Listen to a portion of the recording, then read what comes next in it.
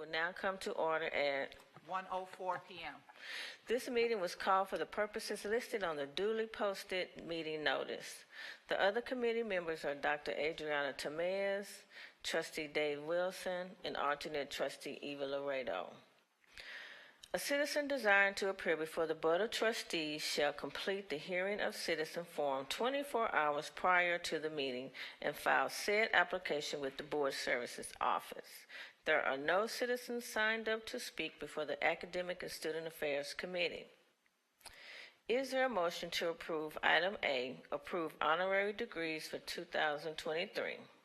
So moved. It has been moved, and we will now have discussion from the item with Dr. Maldonado. Oh, and seconded, okay. Oh, I can second it, I second it. And we will now have discussion from Dr. Maldonado, thank you. Thank you, Madam Chair. Trustees, this item is seeking your approval for the honorary degrees for the upcoming commencement of spring of 2023. In your packets, the recommendations from the trustees who were up this cycle, and the bios are included. Representative Symphonia Thompson, Ms. Gloria Alvarez Rodriguez, and Mr. Rupa Gear.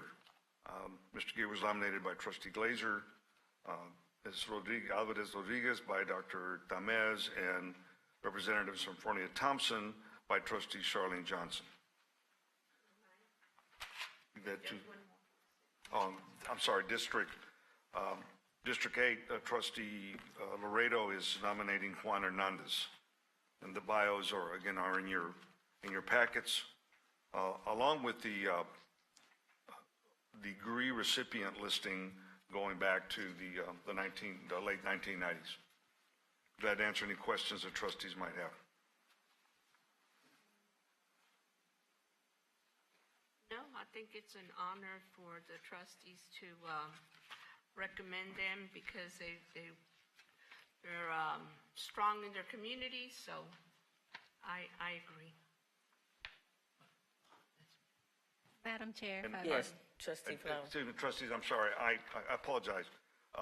There are two other, I forgot that on this cycle, because we were doing some catch up, there are two other nominees that I just recognized in my notes here.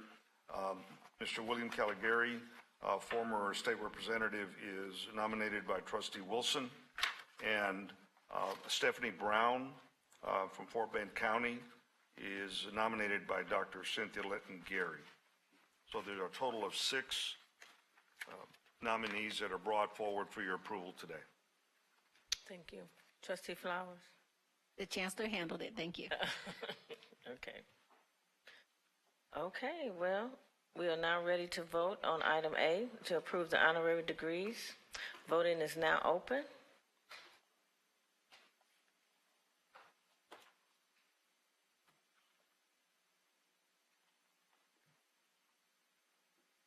Voting will now close.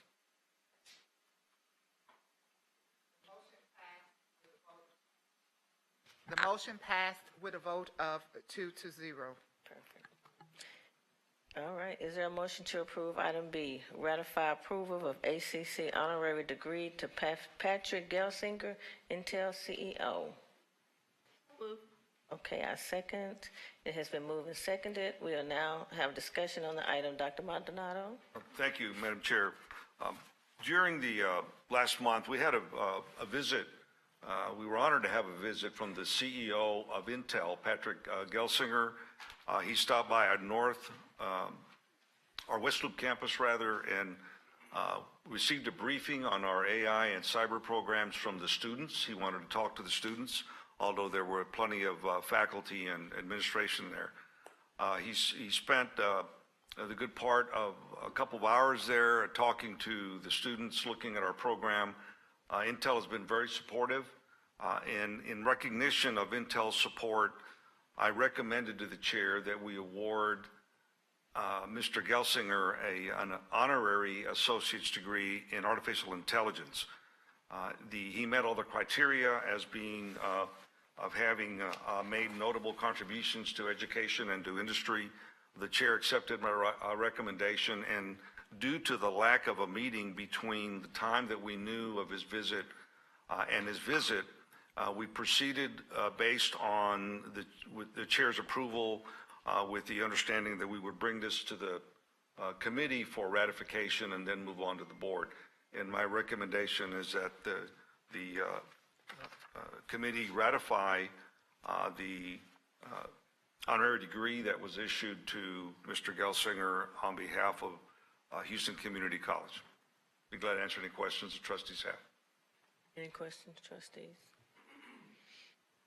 Okay, if there are no questions, we are now ready to vote on item B, ratify approval of HCC honorary degree to Patrick Gelsinger. Voting is now open. Voting is now closed. The motion passed with a vote of 2-0.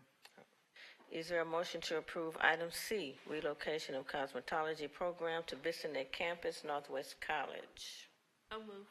I second it, so it's been moved and seconded. We will now have discussion on the item. Dr. Maldonado. Thank you, Madam Chair. As the trustees know, we've getting close to wrapping up our relocation. And in fact, I think we're all moved in, and we're still working on closing the sale of the Fox Lake campus. This relocation to Katy, the trustees have visited, and we're going full steam there, including increased enrollment and showing the positive impacts of this move. One of the programs that was housed at the Fox Lake campus was cosmetology that, due to the assessment of the market, is a program that we wanted to remain closer to the current location. So with that, the cosmetology program was, and that location was put in abeyance. We stored the equipment as we figured out what the next opportunity would be for us to reopen at another location.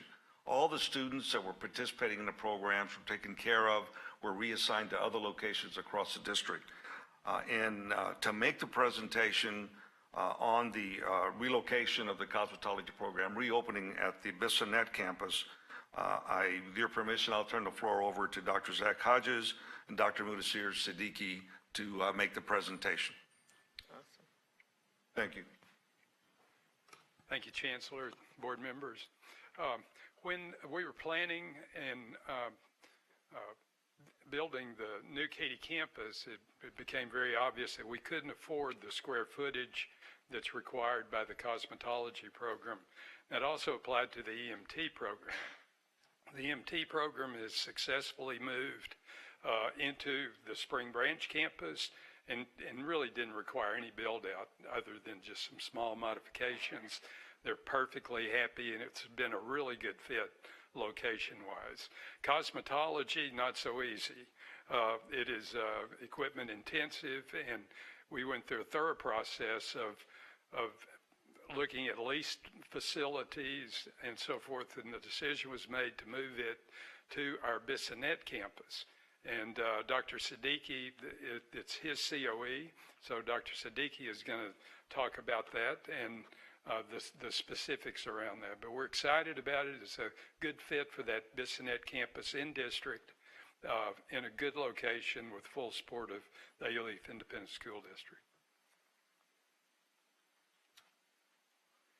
Board of Trustee, Chancellor, Dr. Hodges, thank you for introduction. And I'm going to give a brief overview of the program, the potential of this program, the current potential and the future potential with the addition of this new campus. So this is a district-wide unduplicated enrollment number for students on the plan, and it represents the total number and also the number of students count at the Katy campus. This slide represents the data across the district at different locations. So we offering cosmetology program at 4 locations. Katy, of course, we are moving Katy, Southeast College, Northeast College, and also Central College. And we have a significant presence at Southeast College. Many students enroll in Southeast College cosmetology program and graduate from there. So this is the breakdown of or distribution of a student count at different campuses. This is the placement rate, and you can see we achieved in 2018-19, 97% placement, and there's a dip due to COVID-19, and it's a fact afterward, but we are trying to improve and regain these numbers in the coming academic terms. This is one of the program profile consists of the licensure rate, state licensure rate, and you can see that we have 100% state passing rate. The students, they complete the program at HCC, they took the exam, and they passed. And there are two other colleges offering similar programs, and I think we surpass with this passing rate from their rates. This is the 5-year growth projection in the region for occupation, especially in the beauty and personal care. You can see skin specialist demand is still pretty high through 2026, 17%, cosmetologist 4% in the region. This is the gap analysis that drives the demand for more cosmetology graduates. The completion in the region as of 2021 is 1,572 graduates. Annual job openings 3,584. So there's an estimated gap in the market between demand and supply. Estimated is almost 2,000 cosmetologists. And that drives this project at new location. The median annual income of cosmetologist, hairdresser, skin specialist is $23,000 for hairdresser, skin specialist $29,000. It is important to mention here, it does not include the commission, the fee, the service charges, the tip, because federal government normally collect these data from key outlets, not from gig economy, because several students are working on their private capacity, and this is not captured in, typically not captured by a Bureau of Labor Statistics. Retention and completion data, this is our pattern over from 2017 to 2021. Fall spring retention is 80.9%. Count, you can see the count of awards and completion has been increasing since 2017, which is a good sign. For the project scope is design and the estimated cost, I would invite Dr. Katia Zabino, who's the CEO at Northwest College, to walk us through. Thank you. Thank you, Chancellor, trustees. So I'm not sure how familiar you are with Bissonnette. I know some of y'all went down there and toured. I have pictures of y'all with the mannequins in the room. But when you walk in, you can see the little green arrow in that top right-hand corner. That's our main entry. You take a quick left, and we're talking about using this wing, underutilized wing at Bissonnette. We've got a science prep room and a science lab that we want to renovate to help with this project. So we've got a few renovations in the prep room. We want to take the current science lab and the classroom next to it and make it one big classroom for the hair program. And then we want to use a third classroom there for the eyelash program, and no changes are needed in that room. That room's outfitted for it. The bulk of our needs are removing the wall between the classrooms, going from 3 sinks to 6 sinks, and adding a little bit more power for the washer dryers and the hair dryers. So for the budget overview, our base bid, and this was a hard bid that we received from one of our jocks, was for $105,258. We asked for 3 add alternates to be considered. The first one is a very high priority that we do think needs to be included in the scope. We're nervous that there is not enough hot water production at the Bissonnette campus to handle the hair and eyelash program. So the $9,500 would be to add some Insta-Hot type of parameters that would give us the hot water specifically needed for this program. We would like to get some additional electrical outlets available to handle the program, and that's been costed out at $20,000. And an aesthetic-only add-on is the $3,000. The two classrooms that we're making into one big classroom have two different floor tiles. And so in the base bid is the cost to replace the tile that needs to be replaced because of the wall being removed. But for $3,000, we can match the tile so it looks like one seamless room. So the proposal for construction is the 137,758. Because this hard bid is a couple months old and it has to go through the approval process, it was suggested that we go ahead and include a 1% escalation contingency in the budget. So by the time this was approved and we could recontact the company again if there was any changes, we don't see that going more than $8,000. We are reusing almost all of the equipment from the Fox Lake location that is in storage at Bissonnette currently, but there's a few additional items we will need, and we have estimated that at $35,000. We've got a list of the items, we've costed them out, and the total of that was $35,000. And then, of course, for any project, you want to have a little bit of a contingency in case you run into a oops or whatever. So we've added $45,000 for that. So for a total not to exceed amount of $226,023. Any questions, trustees? Trustee Laredo. I have three questions. Okay. One of them is the number of students that are affected, the number of miles that's from one location to the other, and if I was at the Fox Lake, which would be my quickest way or direct way? Would I use the Beltway 8, Highway 6, 99? I'm concerned about those. Well, the Fox Lake facilities served, all of the west side. And one of the things we heard from our program coordinators was the importance of being close to a bus route, which Fox Lake was not. And so we do have a bus route, Bissonnette, that gets you within 3/4 of a mile to the campus. So it's not right where we want it, but at least it's a little bit closer than Fox Lake. So what we like about the A-Leaf opportunity, the Bissonnette opportunity, is the A-Leaf community. A-Leaf ISD does not have a cosmetology high school program. So there's potential there. There's a market there for that. The distance and mileage, your closest from Bissonnette would be Central, I guess. So I could quickly do the mileage from Central to, we can follow up on all those distances. If they were going to Fox Lake and they traveled down to Bissonnette, Highway 6 will probably be the easiest route down, Highway 6, and then cut over to Bissonnette and Eldridge. Well, I was concerned because I know that that the Katy area is, that's growing and that's the number. We have more students in that area.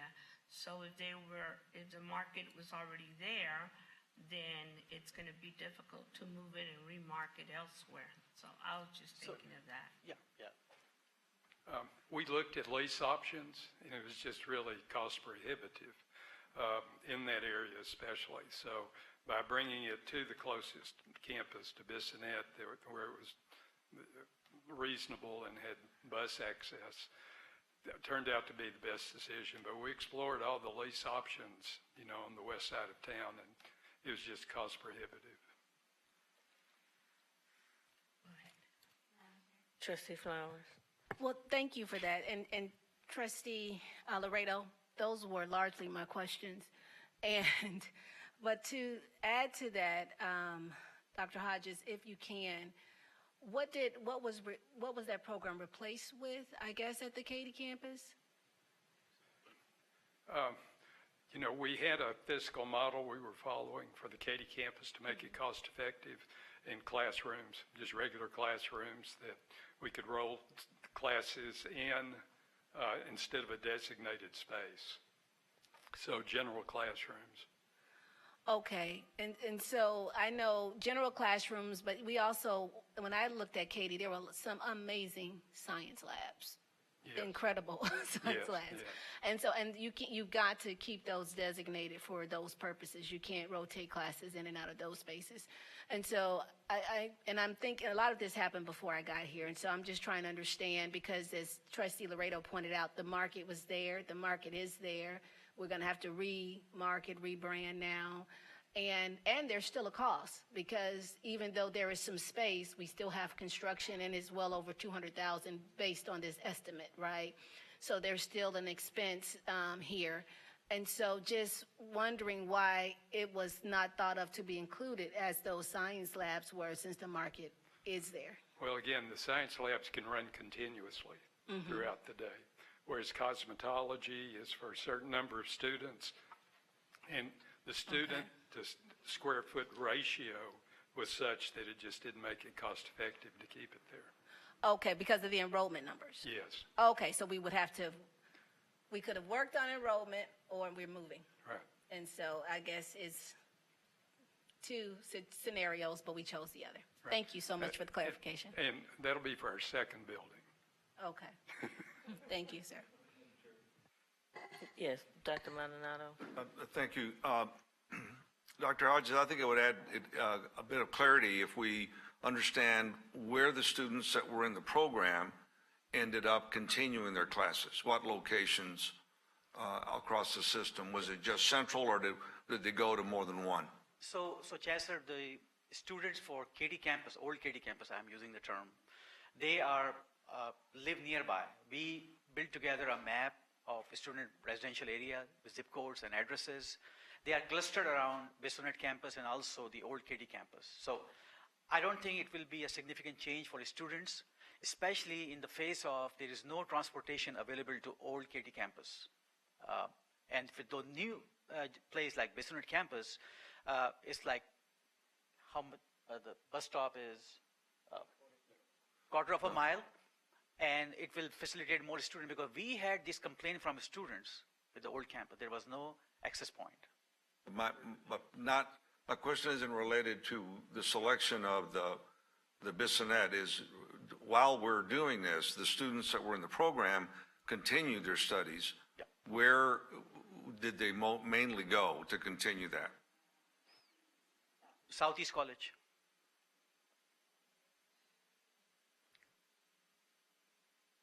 Well, that would be less travel to go to Bissonnet, definitely. So And did we see any attrition in the enrollment due to that distance? of course, because when we stop offering classes at Katy campus, student move to online or Southeast College, and we see a drop in enrollment number because of the distance. Actually, we offer a dual credit program with Katy ISD, and we had to bus students to Southeast College from Katy, which is a very long distance. And Katy ISD has so many cosmetology programs which are designated as dual credit, and we can tap the advantage of that. We can tap the benefit with this new facility. So Katy ISD has, Cosmetology programs. but we didn't move that program to Katy. We talked about it, but it wasn't available with KDS. Okay. All right, thank you. Thank you, Madam Chair. I have a question. Oh, Trustee Flowers. It's one last question. Is the Katy campus on a bus line? It's on the park and ride? Okay. It's not on a metro line. It's near the park and ride where you can get there Okay. from the park and ride. It's probably a quarter of a mile. Okay, thank you. What is the capacity of students that this move is going to increase it? How much? Do we know? The capacity would remain almost the same, but we offer additional program like eyelash and face beauty program, additional program here at the new Bissonnet campus. Student capacity will remain the same. And will they be able, I don't know what the process is for them to get their certification, but will they be able to begin and end there? Yes. Okay. They can begin and end their program at Southeast, at Northeast, at Central. Trustee Laredo.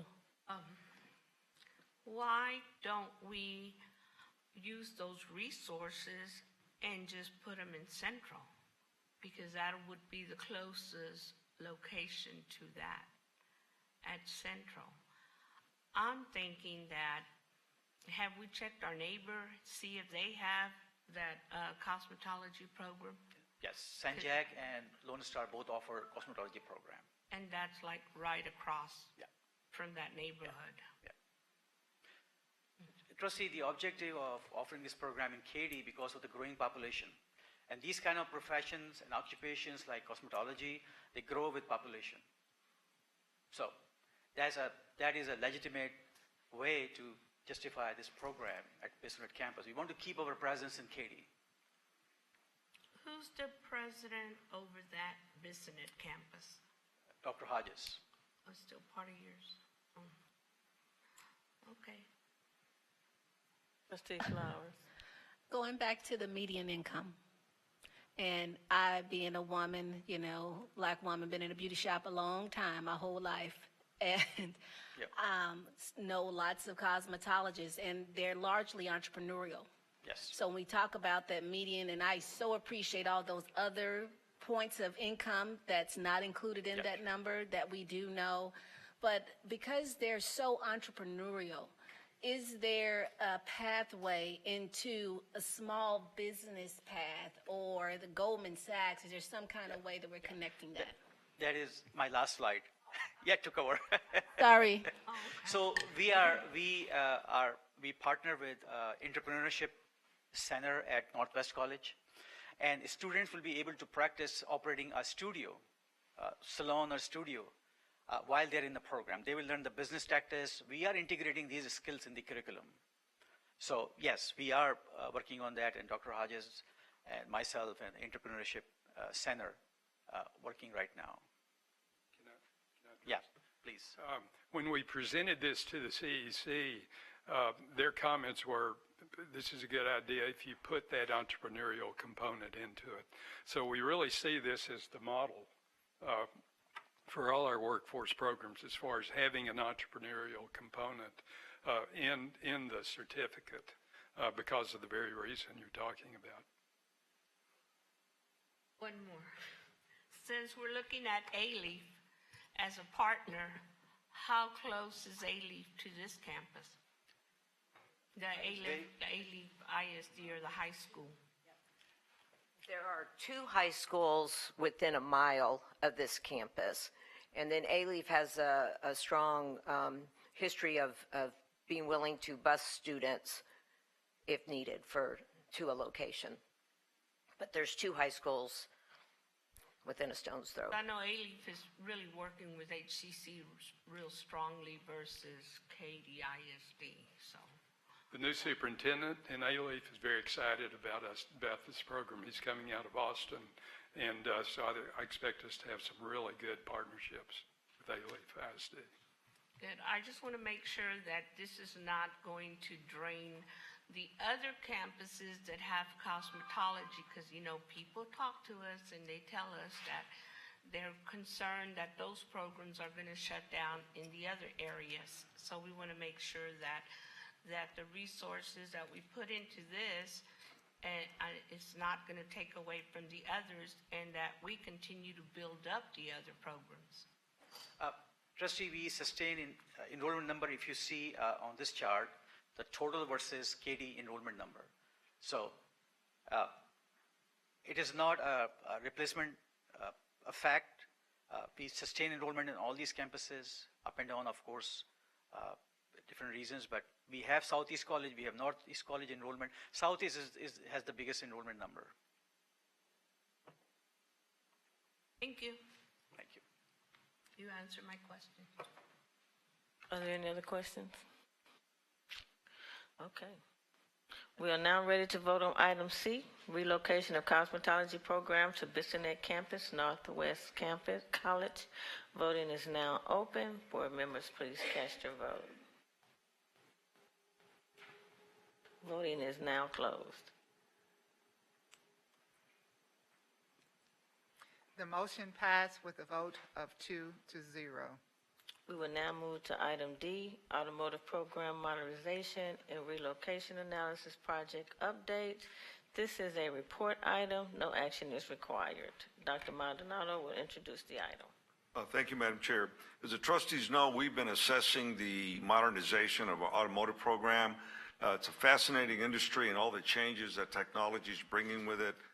The paint systems, the repair systems, electric vehicles, hybrid vehicles, just a great time to be in that space. And we are a key player in the Houston market for automotive technicians. And in assessing the needs to modernize, we're looking at the concept of relocating from the current facility that's on I-45 and Airline. And with your permission, Madam Chair, I'll turn the floor over to Marshall Hines and other members of the staff to make the presentation. Thank you.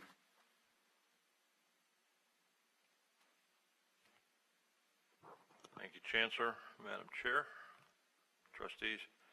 This has been a topic that's been discussed for a long time, even before my arrival. I'm going to take you through a little history. Be happy to answer any questions as we go through. So the Chancellor mentioned this is taking a look. It's not a decision or vote on anything today. We just want to look at the project objectives. So as a recognized community college leader in automotive education, there's a lot of opportunities to add services and functions and that we don't have today. Goal ultimately is to increase enrollment throughout the system, maximize the value of our physical plant that we have deployed across the system, enhance the automotive programs and technology that's offered in locations, and then efficiently utilize academic education space. So as Chancellor mentioned, and you've probably been to the I-45 location for our Automotive Technology Center. It's been there for a long period of time. I'm going to walk you through that and then look at the evaluation of the options that we have to explore. We're going to look at the deferred maintenance of that facility, the appraisals of it, and then move forward with some recommendations at a future meeting. So looking at the program at North Forest, going back to 2013 when the CIP program was put together, I-45 northbound was going to take over most of the tract of land that where our Automotive Technology Center sits today. And that has changed over the years, and that's not the case anymore. So we were going to be forced to move, and now we're not forced to move. And so we're exploring the options of that and the values of where we are.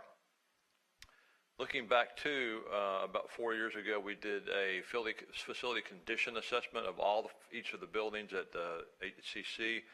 This is our current location, the Automotive Technology Center.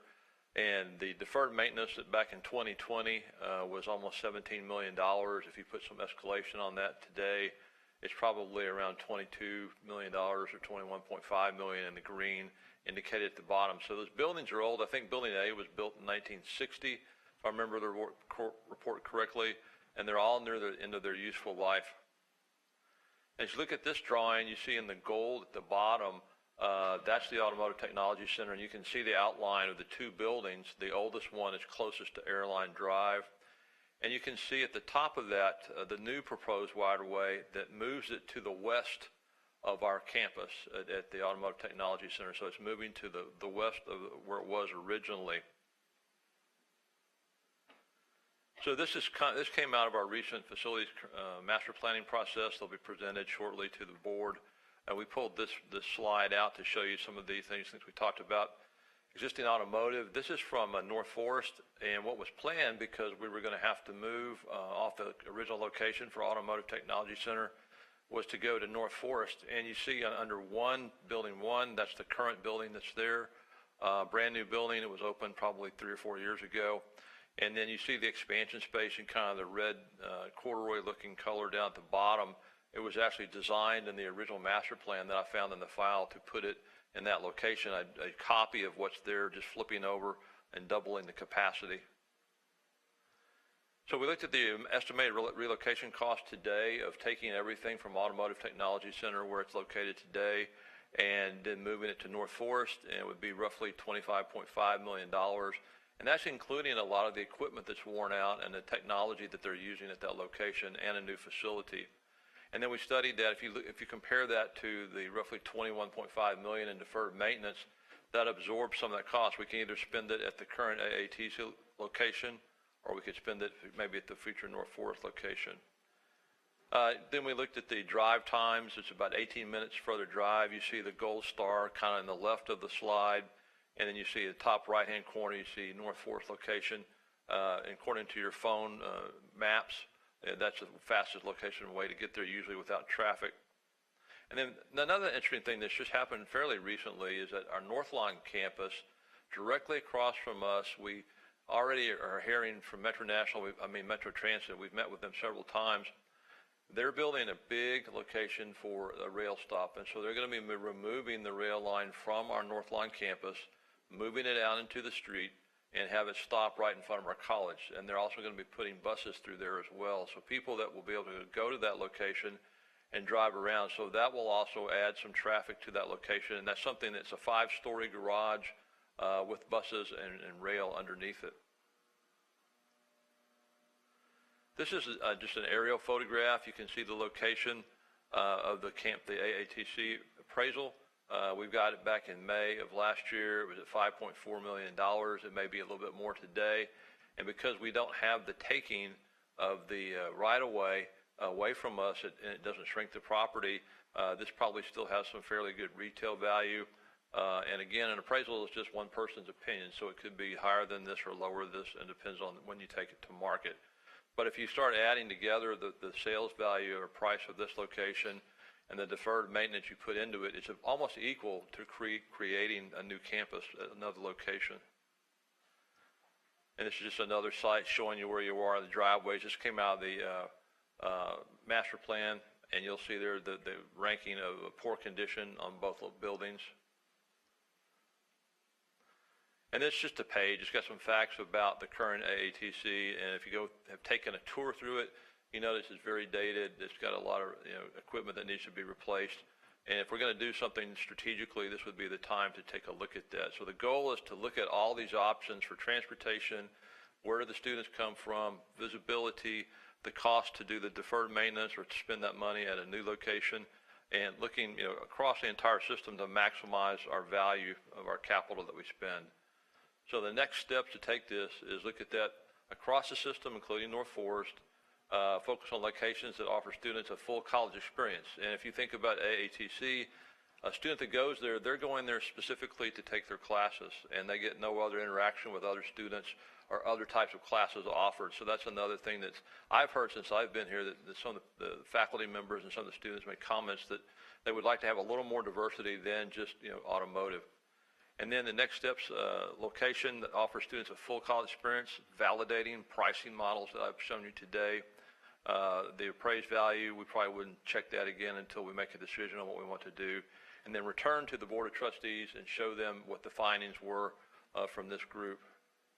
So I'll stop right there, and this is also Mike Edwards' area. So Mike, if you've got any comments beyond what I've said. Thank you, Marshall. Thank you, trustees.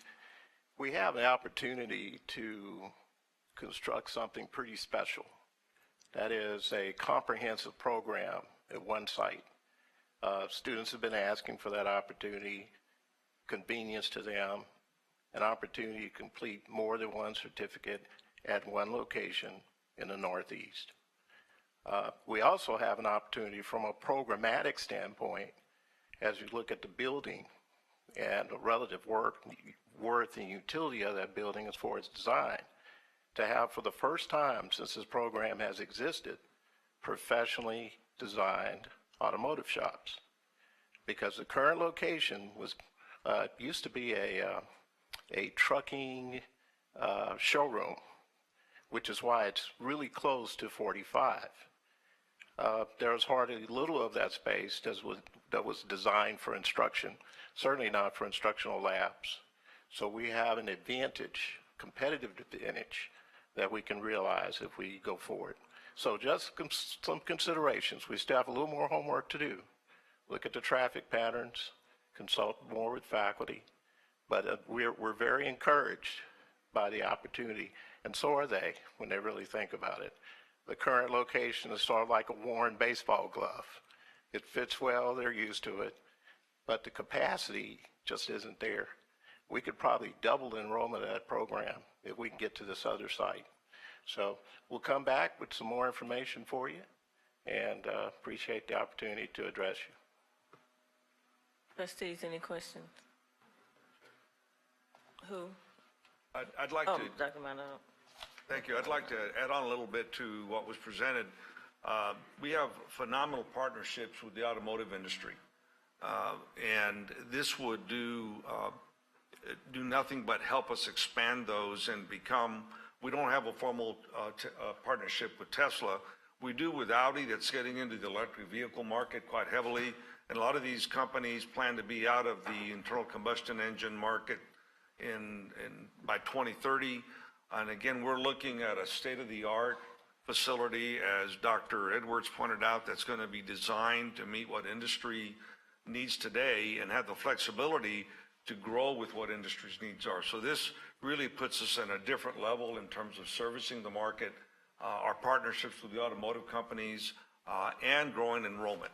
And there'll be an increased demand for automotive technicians as time progresses, and this would put us in a different, really in a league all on our own in the area.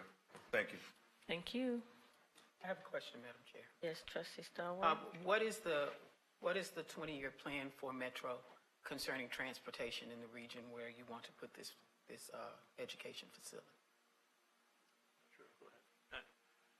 I can only tell you what I've heard from them in the 3 meetings that we've had with them is that, again, right across the street from our Northline campus, a 5-story garage on the lower level. They'll have busing that goes through there so you can park and take the bus downtown or outbound, whatever you want to do. And then the rail line where it is today will move out, that station will move out in front of our college as well, our campus. And they'll stop and have a crossing, and they're asking for lights to be put up there so they can, and it help students travel, by bus or by in the rail, but they can also park their vehicles there if they choose to do there. So that's their plan, that's their goal. They're already condemning the property. They haven't really allowed, any kind of documents in terms of ridership or anything like that. I don't know if they don't have them yet or they just haven't come forward. I've asked those questions in our meeting.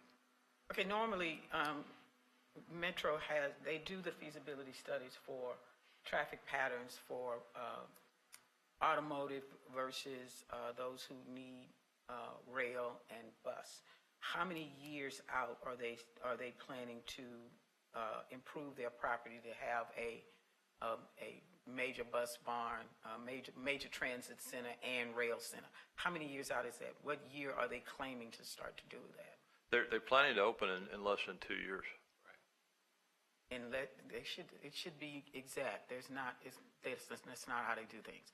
When are they starting the construction on this? Again, Trustee, that's all they're telling me in the board meetings at the new location. They're condemning the property now. They have their renderings done that they've shown us. They've shown us the maps, and they've already told us that they want to move their rail stop off of our campus we have today out to the street, and that's where they want to relocate it. So the rail stop will move off the campus, and we've seen the rail stops at University of Houston and how convenient they are for students. So how convenient is this when they move it off of our property? The property they're condemning is, if you look at Northline to I guess it's the south, we've got 2 buildings basically facing that way onto the street. That rail line stops and the station is right there, and the students can get off and wait for the light and then cross on one side of the street to go to our campus. So I guess that's my last question, Madam Chair. For the automotive center to move, and that is what we're working on, right? Moving the automotive center to North Forest? We're going to explore that, yes. Okay, so we're focused on moving the automotive center to North Forest. Have we surveyed students who are interested in doing this? Because I realize you are right that the automotive industry is changing. So we're going to have to adjust and adapt for electric cars, for hybrid cars. That's something we're going to have to do.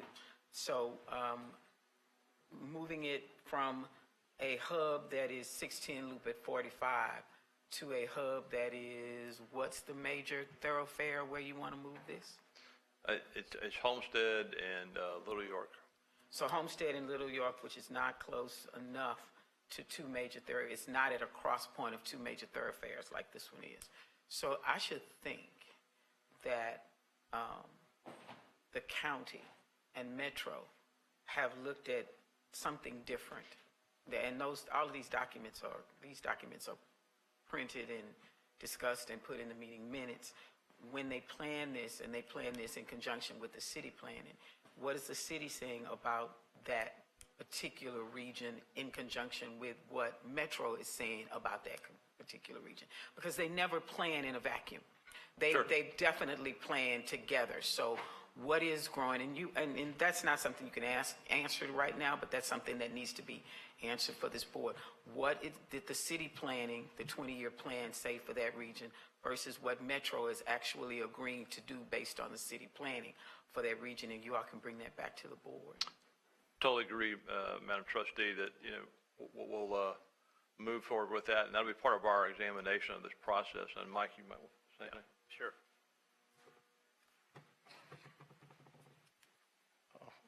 Good afternoon, trustee. Yes, I remember the series of questions you asked the last time. We've been working with institutional research, and we do have an array of surveys being prepared to go out to students, to the faculty, and also some business leads from the advisory council for that particular program. So we should have a bunch of data for you next time we show up. Okay, thank you. Thank you. Trustee Laredo. The certificate program for the automotive is how long? We're looking at how many hours or? Looking at an average, let's say about 6 months, an average. Average. Okay. An average. So they're in and out in 6 months? Yeah, it depends on which block they're in. Some of them are taught in block services, whether it's climate control, interior, brake systems, suspension systems. So it depends on which block they're in, but normally it's usually close to 6 months. I know a few years ago, I knew a couple of students that were there in that program, and they were taking classes at Northline because it's down the street, you know, it's pretty close. So you know, I'm concerned too, like the trustee asked about the transportation, what Metro's going to do, because I knew that they were going to relocate, but it's not really far, you know, that hub that's there by Northline, you know, they're just redoing it. But they did tell me that they were buying the property across and building, you know, that park and ride or that parking lot. And that was something that we had wanted to work with them jointly years ago when we started working there, when Metro first came along. And we were trying to partner with that parking lot, you know, because we knew that it was going to be pretty popular. And apparently it is now. But I'm just, you know, I'd be anxious to find out how they're going to help us with the North Forest campus, you know, because we do need transportation going that way. My understanding from Russ Franks with Metro is they're prepared to look at 1 or 2 additional bus stops for us in terms of a little closer to the North Forest campus, because right now students have to walk maybe a couple of blocks from that nearest drop. So we've been talking about that. I guess I've been in communication with them for the last 4 months. So I'm encouraged that we'll do something about that. And much to their greater interest, they're already looking at getting an easement from us in terms of that new transit center location for Northline to enhance student traffic across the street, as well as continual use of that parking garage. And it will have a Metro Police Department storefront, as far as what we've been told. So hopefully that'll bring even more safety and alleviate some safety concerns in that area. So we look forward to the further discussions with them. Yeah, that's one of the concerns that north side area had is the safety, and so they're promising everything. So let's just add more to more fuel for them so that they can help us out too. Yes, trustee. And thank again, you. their new location is going to be across the street so that they'll lift off and step away from their current location, which should improve a little bit of the hazardous traffic we had, so to speak. Thank you. Thank you. Thank you. The Academic and Student Affairs Committee meeting is adjourned I at, had another question. oh, you did? Oh, I'm sorry. Thank It you. is 1:55. I understand. Let's get them answered quickly. Okay. So I'm trying to get an education here. So this is a feasibility study, and I'm looking at the picture here of the initial feasibility, and it's really showing that if building a new automotive center, it's just going on the back of it, based on this picture? This is going back to some drawings done back in 2013. Those aren't the drawings you're necessarily following necessarily right now. No, we haven't made it. These came from our 2022 master facility plan. This is the existing location at Airline and. I'm on page 7, I'm sorry. Number 7. This shows the current campus out at North Forest, and that larger kind of red corduroy-looking block, that's expansion land. And you see the label Building 1, that's the current automotive facility. And what the original 2013 CIP program showed was a design to create a second building right across that black parking lot on the other side, down south of that. So you would have the automobile facility located exactly across from number 1 and mirror that. Right, and so I see that, but I guess I'm a little confused in the conversation. So are we aiming for that, or are we aiming to relocate on another campus? I think what I said was that we're looking at the whole system and how do you get a more holistic experience for students. Right, you did. Yes. I'm not saying you didn't. Yeah. Okay, so maybe I didn't rephrase that the correct way. My apologies. What I'm trying to understand is you're looking at, we see these maps, but the truth is we're looking at several campuses for a more holistic student experience and not anything close to this right here. And we're looking to sell that property right there to assist in that process where Building 1 is. Yes, ma'am. If we go back to that, where that golden, that's the current location. And the impetus for this program and the study that we're doing is, if that piece of property is worth $5 million and it costs roughly $25 million to build the expansion at North Forest, that's $30 million. But if we have $22 million of deferred maintenance, where would you rather put your money? Replace everything at the Airline Automotive Technology Center, or go and have it at North Forest, or spread it around more, and how do you deal with the student request to have a more whole student experience where they have something besides automotive? Okay, thank you. So with that, I would love to see one, because there's nothing in here about the enrollment numbers currently. Mm-hmm. So I don't know, do you have that data? What is there a wait list for that program? Yes and no, depending on which certificate part of the program, because they've got automotive technology, heavy diesel and machinery, and then auto body collision repair. The heavy diesel probably has the closest to a wait list, because we still don't have state-of-the-art to do everything we need to do about heavy diesel repair. So there would be about a wait list anywhere from 5 to 10 students. The program capacity today is 460 students. And that gives us real pause to then try to understand that we can double that if we double the amount of bays we have and provide a comprehensive experience with students. So we do have 400 students enrolled right now. That is correct, throughout Okay. the program. So Chancellor. Yes.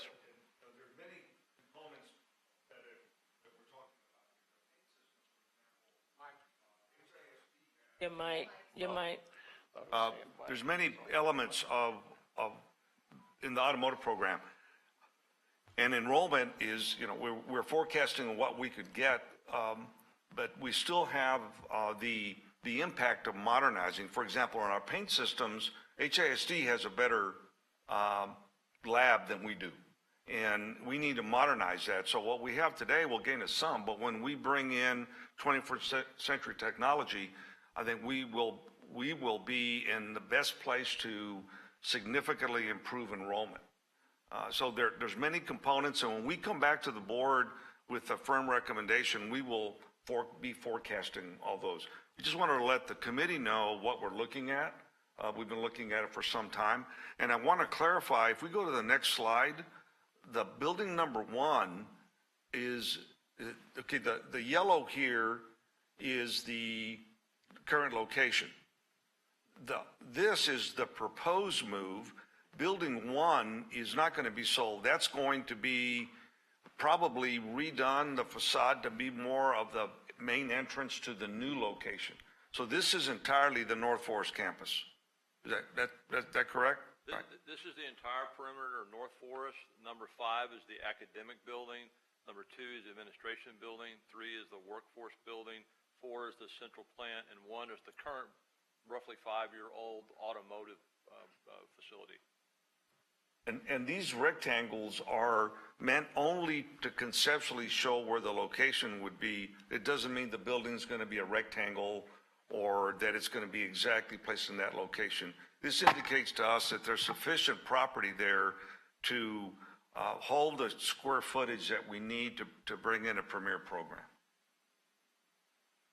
So Okay. we currently have 15 service bays. Building E, which is the number 1, and it's relatively easy then to add the additional bays onto that and continue forward with the other labs we need. Does that make sense?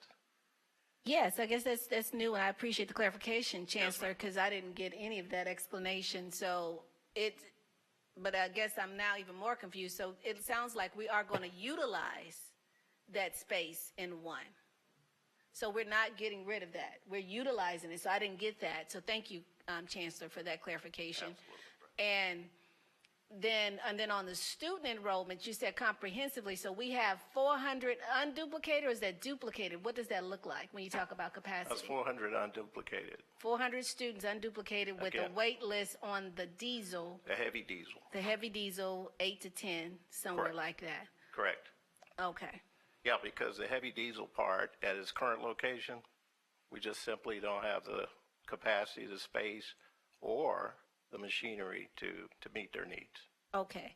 And then in building that out, the facility, the automotive piece, we're talking about to the point that Marshall, Mr. Hines was making, of comprehensive student experience. So you're saying building in more classrooms in the new facility.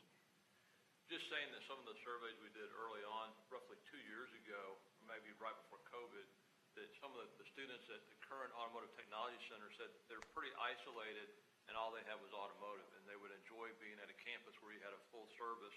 You could register, you can get your financial aid, you can take other classes besides automotive. So then help me understand proximity. This is all North Forest. Where does it happen for 2, 3, 4, 5 down there on that side? It's a short walk from, me to that wall between automotive and like building 3. So it's the same compound or campus, Yes, basically. absolutely. So Yeah, but- then they still have that experience then? I guess you're saying in the They would physical have it building? here. They would have it here. Not today. The vast majority of the classes are not held on that campus. They're held here. So this is really nothing but automotive. There's no, Right, I was saying proximity to the other campus where all of that is happening. It's Where- less than 25 yards. no. I No, don't no. want to confuse. We're talking about the current location. For the students to get that kind of support, they've got to walk to the North Line That's correct. campus. So that's probably 8 blocks, That's at least 8 blocks. maybe more. Now, the projected location, trustee, would be less than 25 yards to the administrative access for wraparound student services. So that's the one on page 7. That's the, Yes. That's that Correct. picture. That's that Okay. So now Right. I understand that now. But currently, it's about 8 blocks from that experience. Something like that. To get student services, yes, ma'am. Yeah. Okay. All righty. There's only 2 buildings on this current older campus that was built in 1960. You see the 2 buildings. There's nothing on there but automotive classes. And the facilities are both at end of useful life. And so it's not a very exciting, fun, experience to go in there. And they can get a great automotive education, but there's no other classes for them to take. There's no registration. There's no financial aid. They can get all of that at this campus. Well, I hear you. I guess I'll agree to disagree with you. I come from comprehensive programs. I went to pharmacy school. We were in one building all the time with the same pharmacy people. It's the same with medical students. It's the same with the plumbing. You go to plumbing, it's all the plumbing people.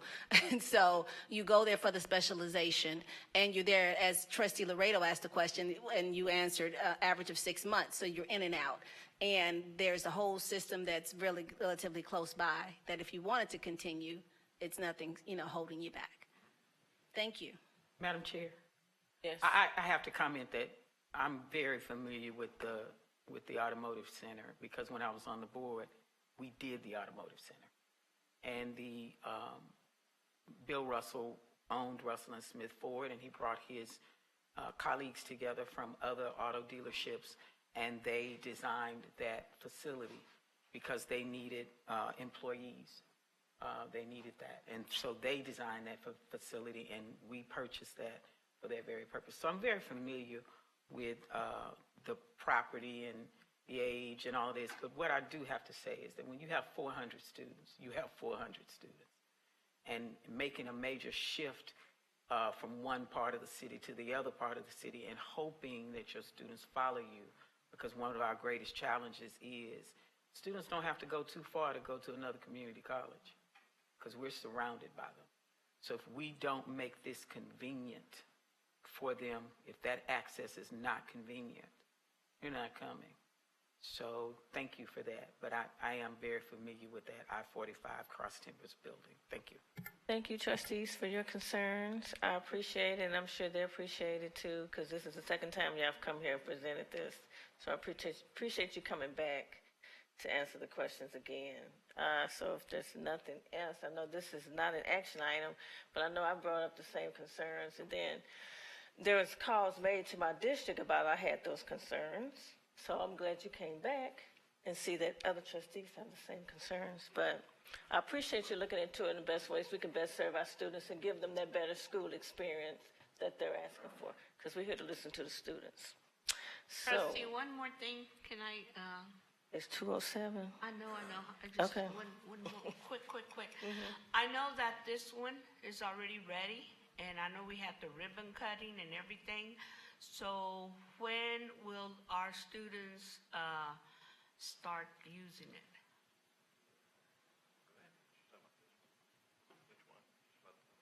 This one. I know that we're They're still using one. using the old facility, and this one has been up, and it's beautiful and ready, and Well, there's no oil on the ground. So when Well, trustee, the good news is we've been using building number 1 on the diagram, but we refer to it as building E on the campus. We've been using that for the past maybe 8 to 10 months. We've got some great classes going there. We've got an ESL automotive tech program going as well, and some classes there. Okay. The bays are fabulous. We've got some great donations from Audi and Subaru, and it's a You big. need to pull those others 400 from the other one and come see the new thing so it'll hurry up and grow. Well, and respond to Trustee Venable Stallworth's question as well as Trustee Dr.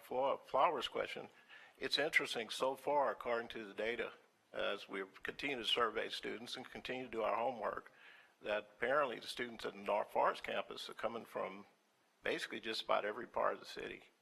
But we're going to take a deeper dive and look at the expanded services opportunity and see just what the relationship is, whether it's osmosis sort of or natural traffic patterns between the North Line facility as well as with the ATTC. Get us a little shuttle from one place to the other. Thank you.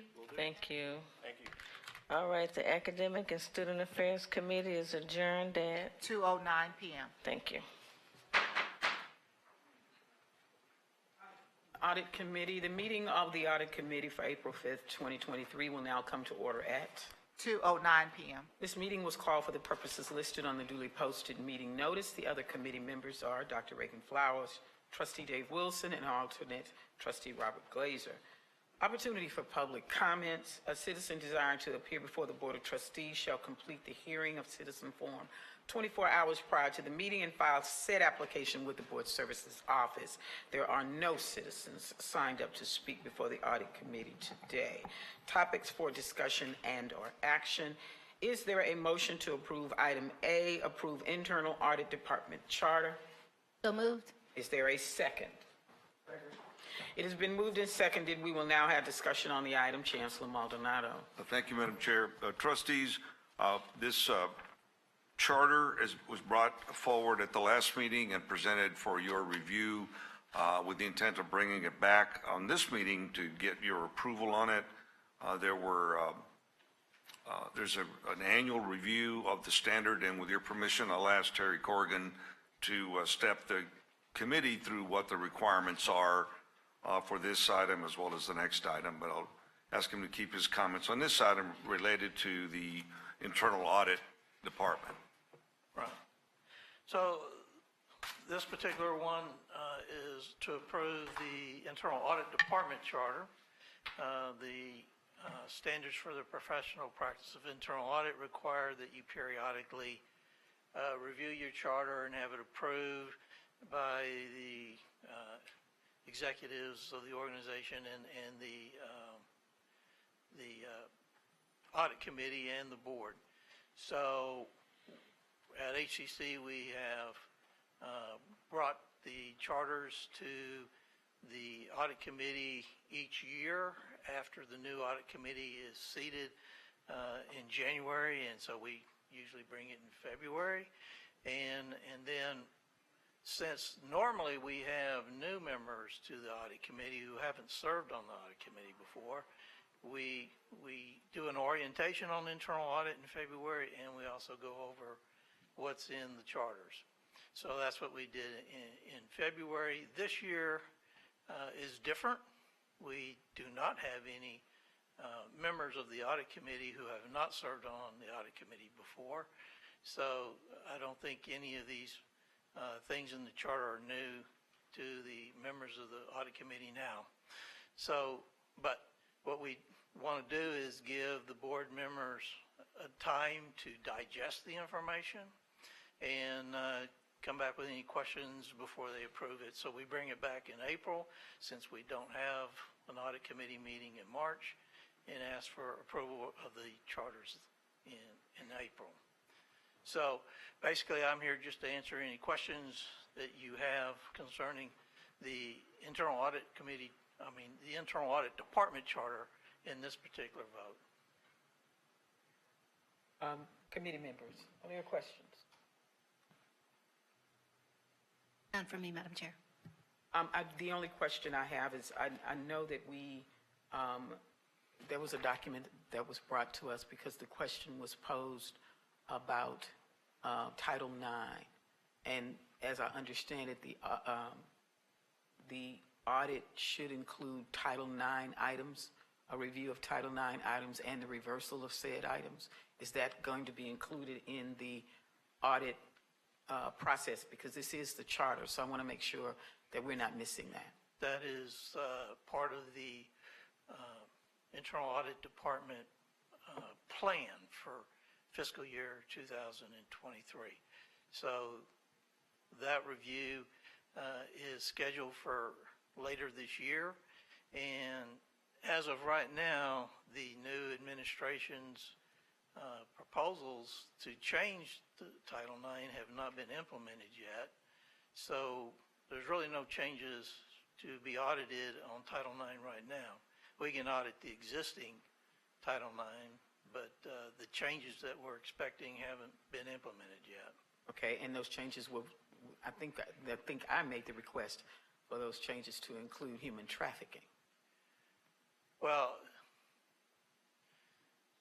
I don't know that human trafficking is under Title IX, but we can certainly consider putting that in there, yes. Okay, that was a request. Madam Chair, I think Yes. what Terry says is correct. You and I have spoken about it, and we engaged an external consultant.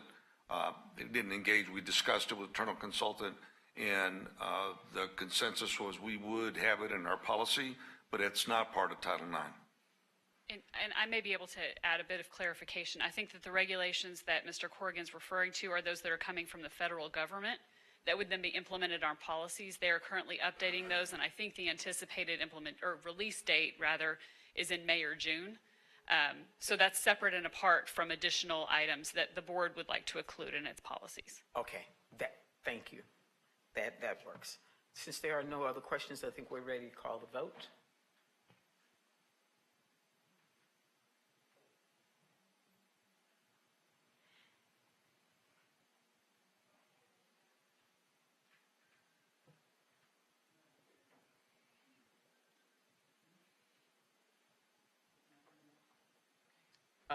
Sharon? They're getting Trustee Wilson. Can he just raise his hand for this? He can, it should come up. Okay, received. So the voting is now closed? Yes, voting is closed. The motion passed with a vote of 3-0. Excellent. We will now go to item B. Is there a motion to approve item B, approve audit committee charter? So moved. Second? Is there a second? Second. It has been moved and seconded. We'll now have discussion on the item. Chancellor Maldonado. Thank you, Madam Chair. Trustees, similar to the prior item, this is requesting approval of a charter. This time around is for the audit committee, and we're bringing this forward for action today based on presenting it at the meeting in February with no intervening meeting in March. With your permission, I'll turn the floor over to Mr. Corrigan to answer any questions. Yeah, so there are no proposed changes to the audit committee charter from what was passed and approved by the board in April of 2022. There's really nothing new for that. It pretty much spells out what the responsibilities of the audit committee are in detail. So if there's any questions, I'd be happy to answer them. Committee members, are there any questions? No questions. Excellent. I only have one request. As audit chair, if you would be willing to sit with me to make sure that I understand.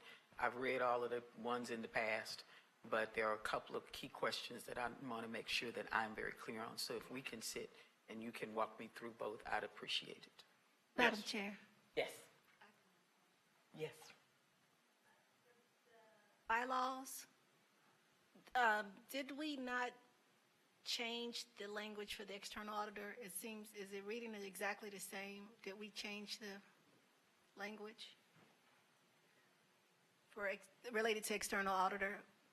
The not to exceed 5 years and shall rotate external auditors every 5 years? We did indeed. But it's not updated in the document that we have here. So we need to have this document Article E, amended on Section public 3. record?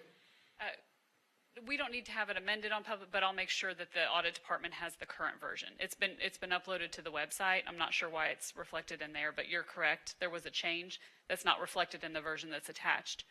But it was approved by the board, has been uploaded to the website, and I'll make sure to share that with the audit department. Thank you, Dr. Flowers, for seeing that. Well, I'll be able to go out there and find that myself if it's posted on the website. The copy that you have was what was there in February. Thank you. Thank you. We're ready for the vote, please.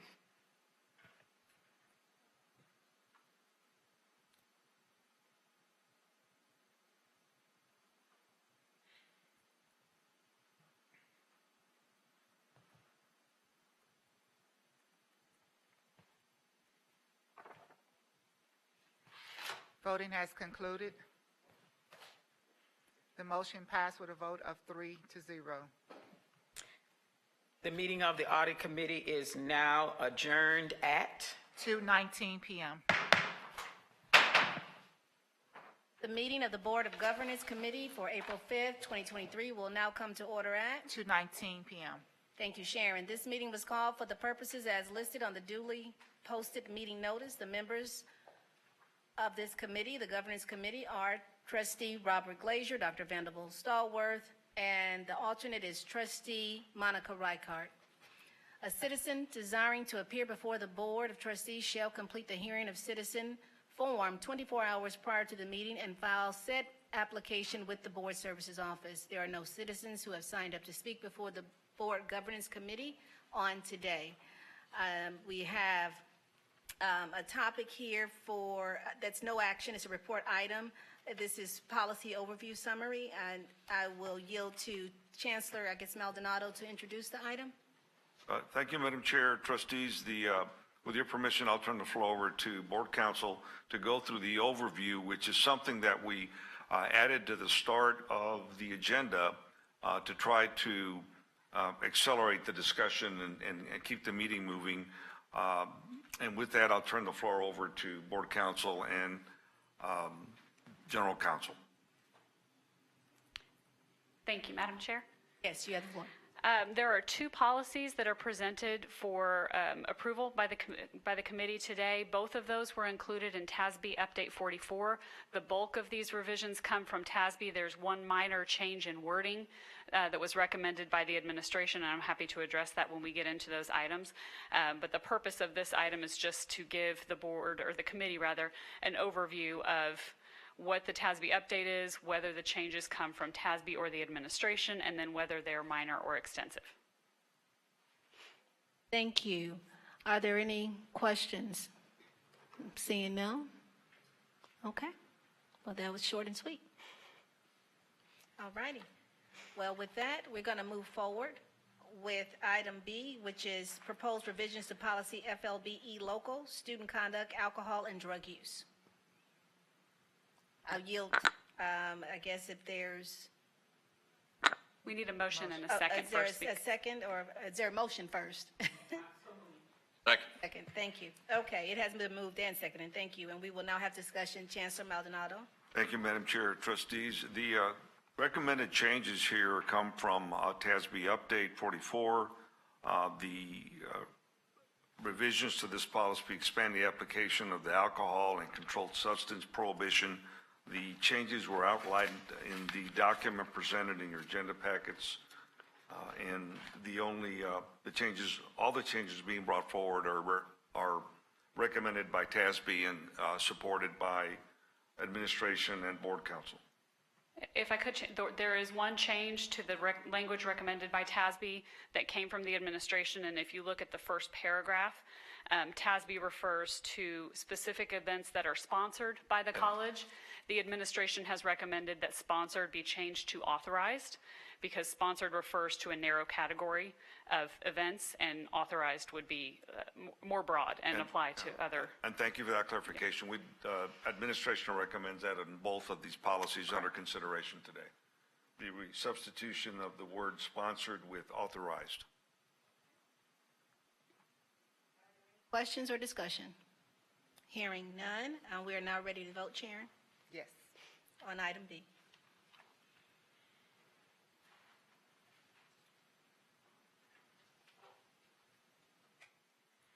Voting has concluded. The motion passed with a vote of 3-0. Thank you. Is there a motion to approve item C, proposed revisions to policy GDA, local community expression and use of college facilities conduct on college premises? So moved. Is there a second?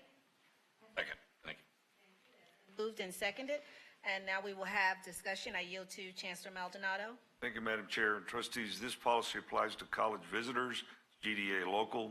Recommended revisions have been added to clarify rules related to use, possession, controlling, manufacturing, transmitting, distributing, selling, or being under the influence of alcohol. As you'll see in the changes, there is addition of a section referring to alcohol.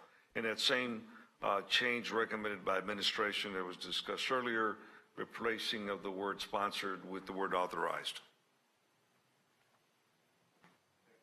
Thank you, Chancellor. Any questions or discussion? Madam I Chair. yield to Trustee Venerable Stallworth. There's the tobacco and e-cigarettes section, that it also prohibits the use of tobacco products unless authorized by the Chancellor. Why are we authorizing tobacco and e-cigarettes? I'll defer to the Chancellor on situations and when that may arise, but that's consistent with the policy on alcohol. Traditionally, it's generally speaking, it's not permitted on college campuses, but there may be certain circumstances in which it is permitted, but those require submission of a form and a request for approval to the administration, and then I can defer to the Chancellor on specifics with regard to the tobacco policy. Because I understand the alcohol. I don't understand the e-cigarette thing. There are certain areas on the campuses that are designated as smoking areas, smoking locations, so that this policy allows me to provide that space for the employees that desire to smoke. Okay, because I wasn't, thank you, that works. And then the statement in the alcohol without prior consent, shouldn't that just be authorized instead of saying the prior consent of the board or the chancellor in the next blue paragraph under tobacco and e-cigarettes? Says with the prior consent of the board or the chancellor, shouldn't that be shouldn't that be authorization if we're going to stay consistent with wording? And I'm sorry, are you looking in the alcohol provision now? Yes, Okay. right in the middle. Right in the, With the prior consent of the board or the chancellor, these provisions may be waived. Shouldn't we stick with the word authorized? we can do that. The only concern I've got with using authorized in that sentence is that you used authorized again later to describe the college events. And so that could create some confusion. I think that was why, and I don't know why actually, because that consent language came from TASB. But we can certainly change that to authorized or change the paragraph before that to consent. Because I think we're using authorized in the previous one. We're Right. using the wording in the previous one, and if they're that creative about wording, no, just leave it authorized. And I think part of the difference there may be, as the Chancellor mentioned, for tobacco and e-cigarette exceptions, those apply to specific areas designated on campus. Alcohol applies more to specific events, so it's a one-time and not so much an authorized location or a permissible location. Okay. But again, that's speculation because TASB recommended the language. Okay, just those are the only two questions, Madam Chair. I'm done. Thank you. Thank you. Any further questions or discussion? No? Okay. Hearing none, we are now ready to vote on item C, Sharon. Yes.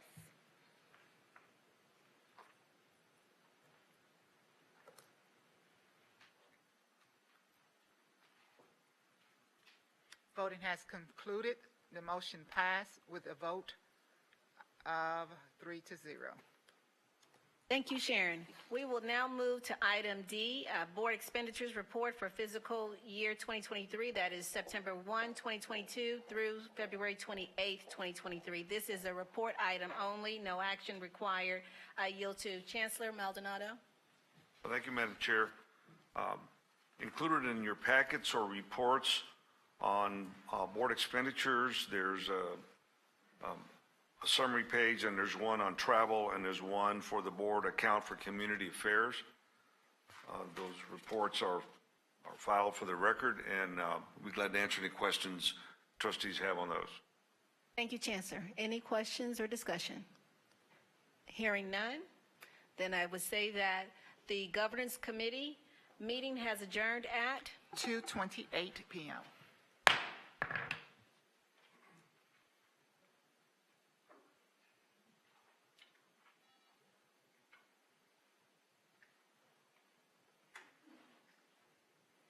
Hey, guys, I got us back on track. Yes, you did.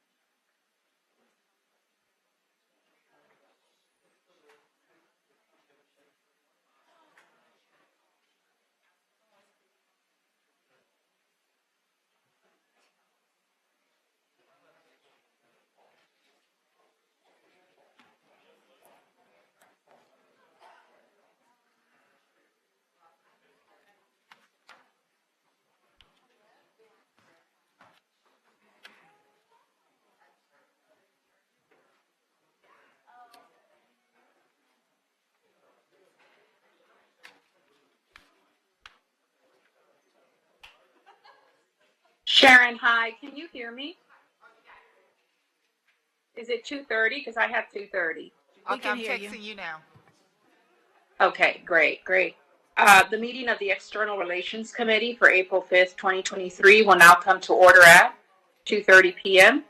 This meeting was called for the purposes listed on the duly posted meeting notice. The External Relations Committee members are myself, Dr. Adriana Tamez, Trustees Robert Glazer, Dr. Preta Vanderbilt Starward, and alternate Dr. Reagan Flowers. A citizen desiring to appear before the Board of Trustees shall complete the hearing of citizen form 24 hours prior to the meeting and file the said application with Board Services Office. At this time, I have been informed that there are no citizens signed up to speak before the External Relations Committee today. We will begin with item A, which is a report on external relations activities. Dr. Maldonado. Thank you, Madam Chair. We've had a busy time at the Capitol, and I have a lot to report on. We have a lot to report on those activities. With your permission, I'll get right to it, asking Vice Chancellor Young to step us through the presentation.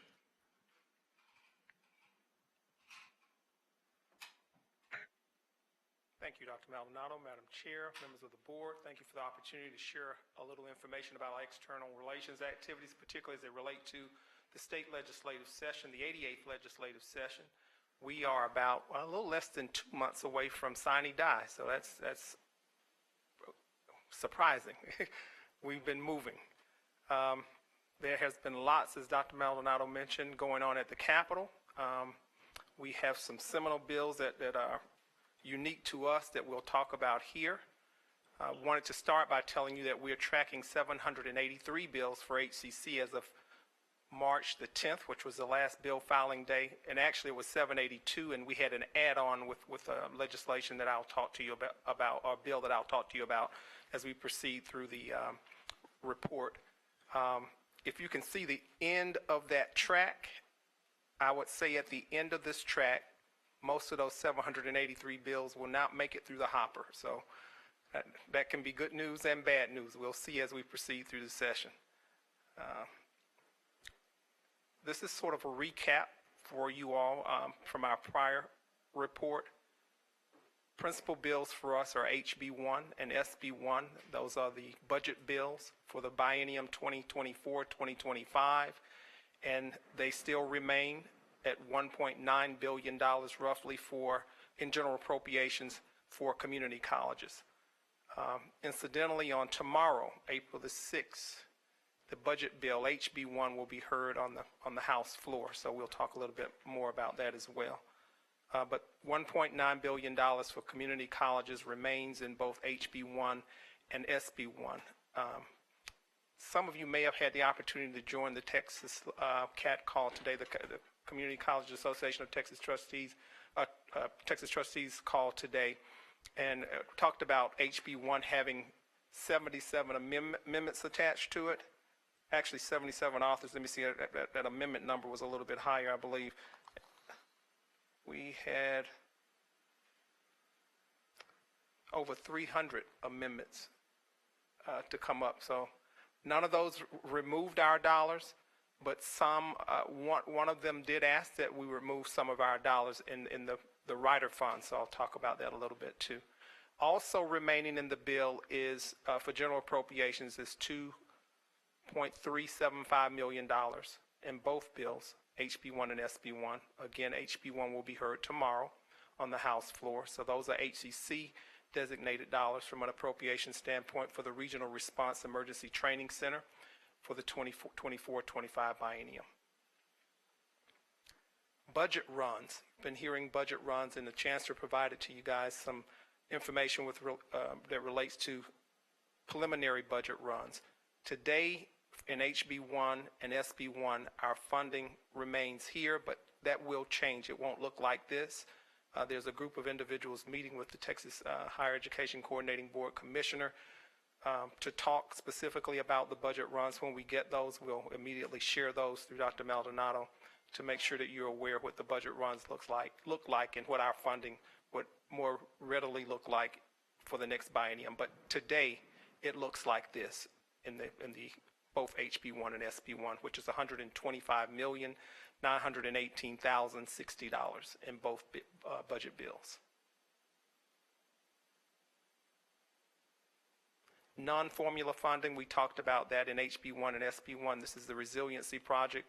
It continues to be in the budget bills to the tune of $2.375 million. Article rider. So these are special funds. The good news here is this funding is not in Article 11, which really doesn't get an appropriation, sort of picks up at the end. This is a rider that exists today, and these are the dollars that the community colleges have worked diligently to keep in the budget bill to the tune of $650 million, and they are dispersed according to the formula that we'll hear more about. Those formula runs to come in a few days. Workforce initiative, TEOG funding. You might remember that TEOG funding doesn't align or hasn't aligned for an extended period with the Texas grant dollars, which more four-year institutions benefit from. So this would shore up, giving community colleges greater funding to help our students pursue their educational goals. And you see it in two places, TEOG for us and then Texas State Technical College. And I want to say Lamar College would benefit from that $7 million line. Lamar College is in the speaker's district, so that might make some sense to us. Economically disadvantaged students, $25 million. And incidentally, I saw a bill. I'll update everyone. I can't remember the bill number about disadvantaged students, but there's a bill moving in the legislature that would help disadvantaged students, more disabled students. And so we have not forgotten that and saw that bill moving just this week. And so I need to update you on that, and we'll do so. So that brings us to key bills. HB1 is in fact a key bill, and we've talked about it. As of yesterday, the 4th, today's the 5th, as of yesterday, that bill was set on the House calendar, so it'll be heard tomorrow. And that's the bill that we just talked about with all the funding in it. That's the appropriations bill, the General Appropriations Act. That bill will be heard tomorrow on the House floor. The Senate bill was left pending as of March 27th, and this document is effective as of April the 4th. I updated it in anticipation of talking to you today. The report that you have in your possession likely dates back to March 24th. Is that correct, Sharon? Yes. Okay, so what I'm giving you here is effective, is current as of yesterday. HB8 is a critical bill for us. It's the recommendations that the Commission worked on out of Senate Bill 1230, I think, was the impetus for establishing the committee. In this session, as a result of the recommendations coming forward, we have HB8. This board has put forward a resolution with regard to the support of HB8. It would change the way we receive funding, essentially to an outcomes-based funding model. No longer would it be contact hours, student success points, which is also a form of outcomes-based funding, and enrollment. But this bill has been reported from House Higher Education on March 27th as of yesterday. So anticipate a hearing maybe next week. We'll update you when that hearing comes up. 2539, Senate Bill 2539 is the companion identical to HB 8 as it was originally filed. We don't anticipate that this bill is going to move. You note here that the status on this bill is action pending in Senate subcommittee as of March 23rd. Rather, the vehicle we anticipate being HB 8. So what effectively would happen is you take HB 8, voted out of the House, goes over to the Senate votes on it. If there's any changes, it goes back to the House. Ultimately, any differences that we need to reconcile in the two versions would be done by conference committee. So HB 8 we anticipate being the bill that would be moving rather than 2539. Incidentally, 2539 was heard last week.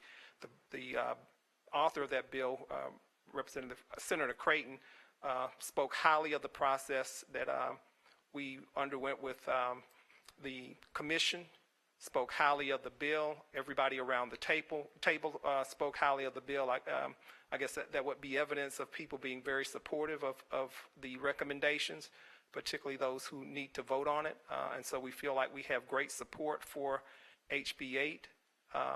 Anticipate receiving a notice from the TAC chancellor on tomorrow, perhaps, that would ask for CEOs to sign that would go to the House floor. So each member, when they're deliberating on these bills, would have in their possession a note from the TAC indicating that, hey, we'd love you for you to support this initiative. So that's forthcoming. So HB 8 and SB 2539, or the effects of 2539, are so far moving forward well.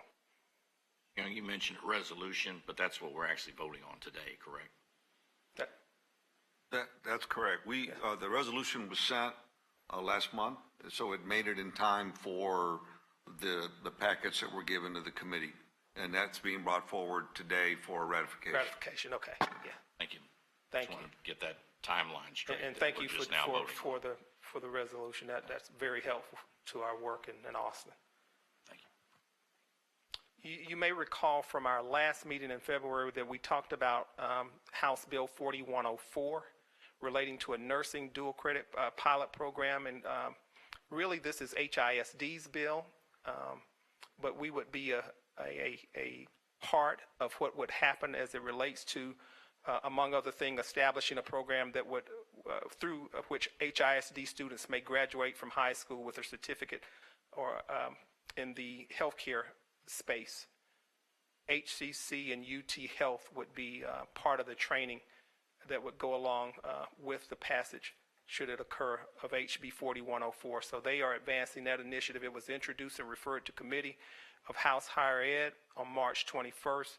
There's been no subsequent movement thus far, and we stay connected to monitoring this bill and talking to our partners over at HISD who are actually working on advancing this particular bill. You will also recall that SB 2581, well, you wouldn't recall because it wasn't filed at the time, but last Friday, Senator Miles's office filed SB 2581, and it relates to the service area, unassigned service area in the Fort Bend area, to which we've been working on to put that unassigned area into the service area of HCC. That bill was introduced. It's been referred to the Senate on Higher Education as of yesterday.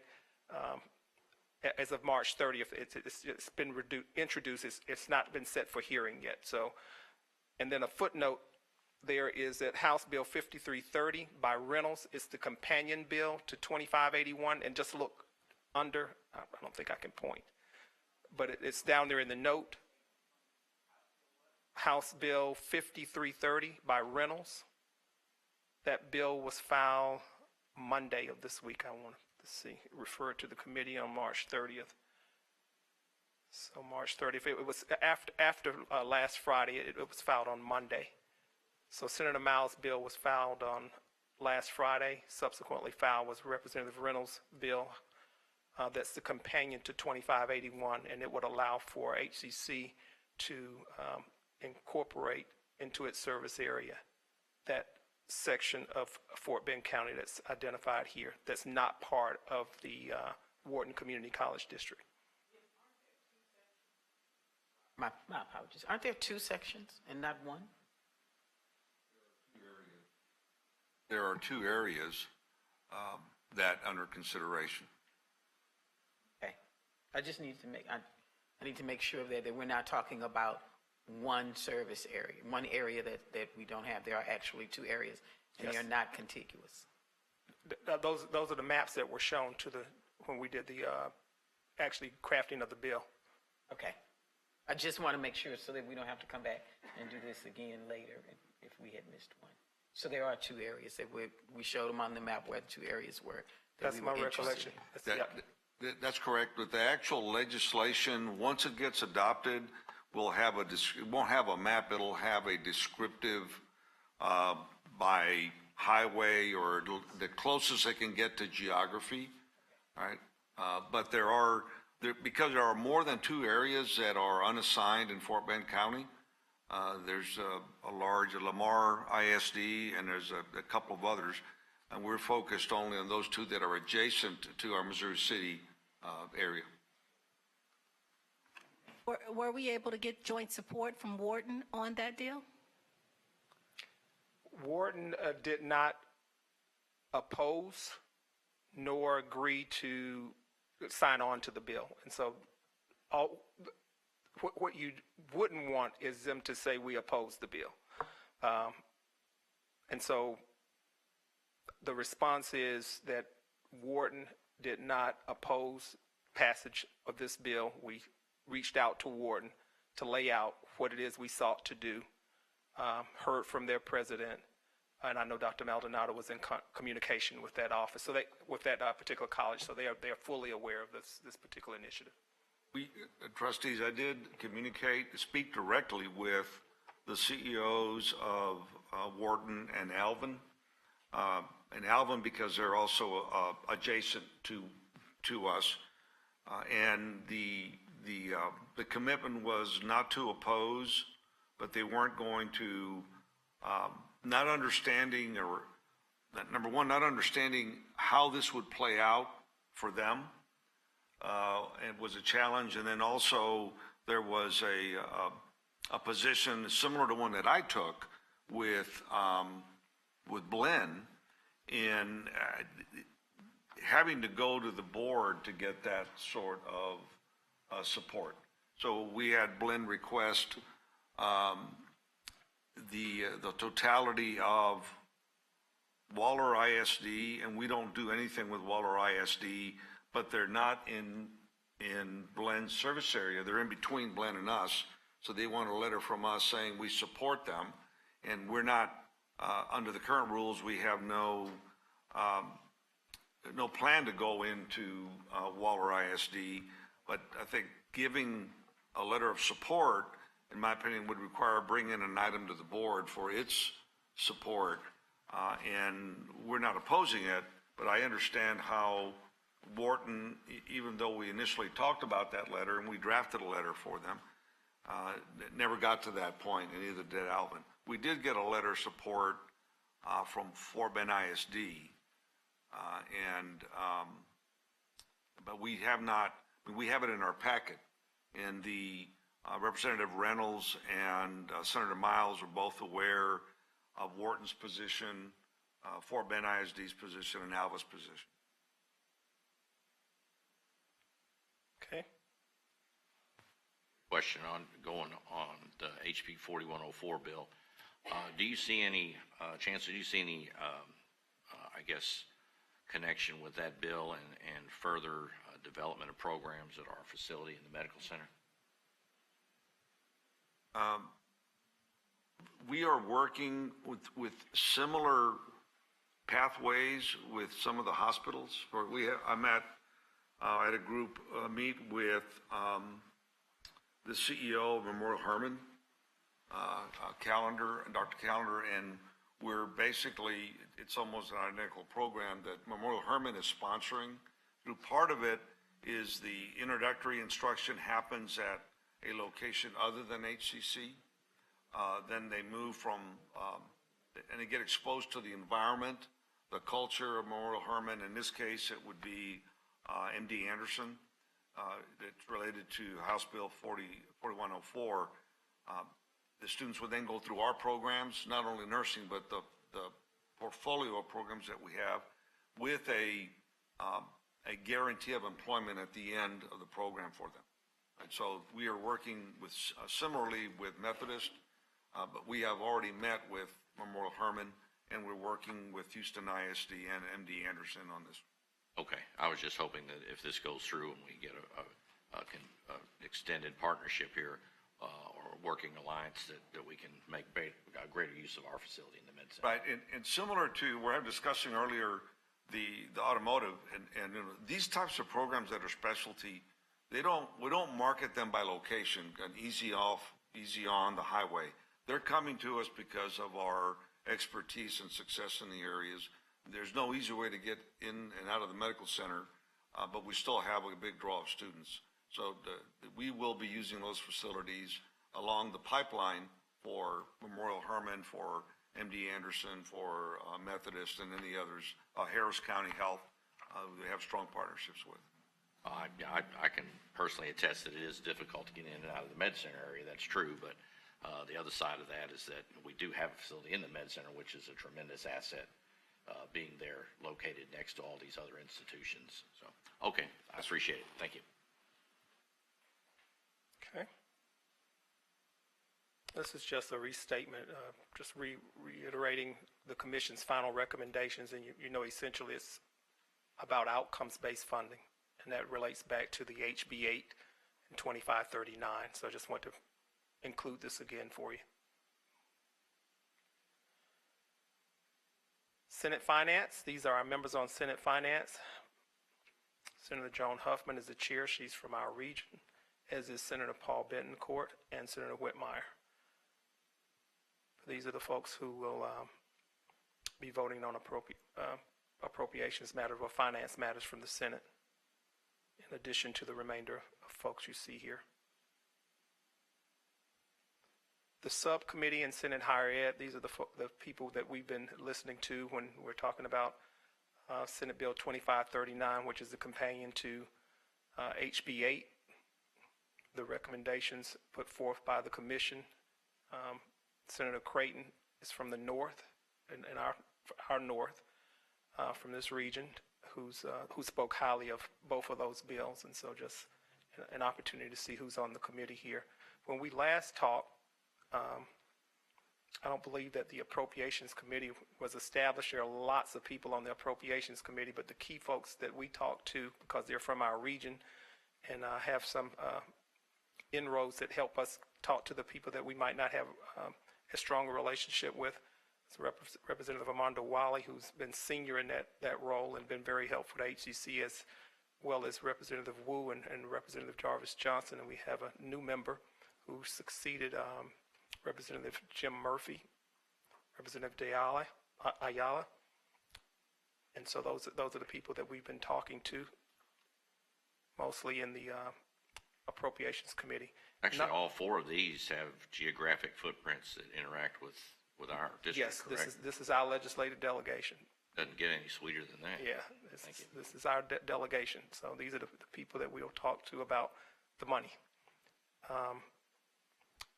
None of these members are on Article 3, which is our committee, but they are on the broader committee, so that means a lot. It can be helpful.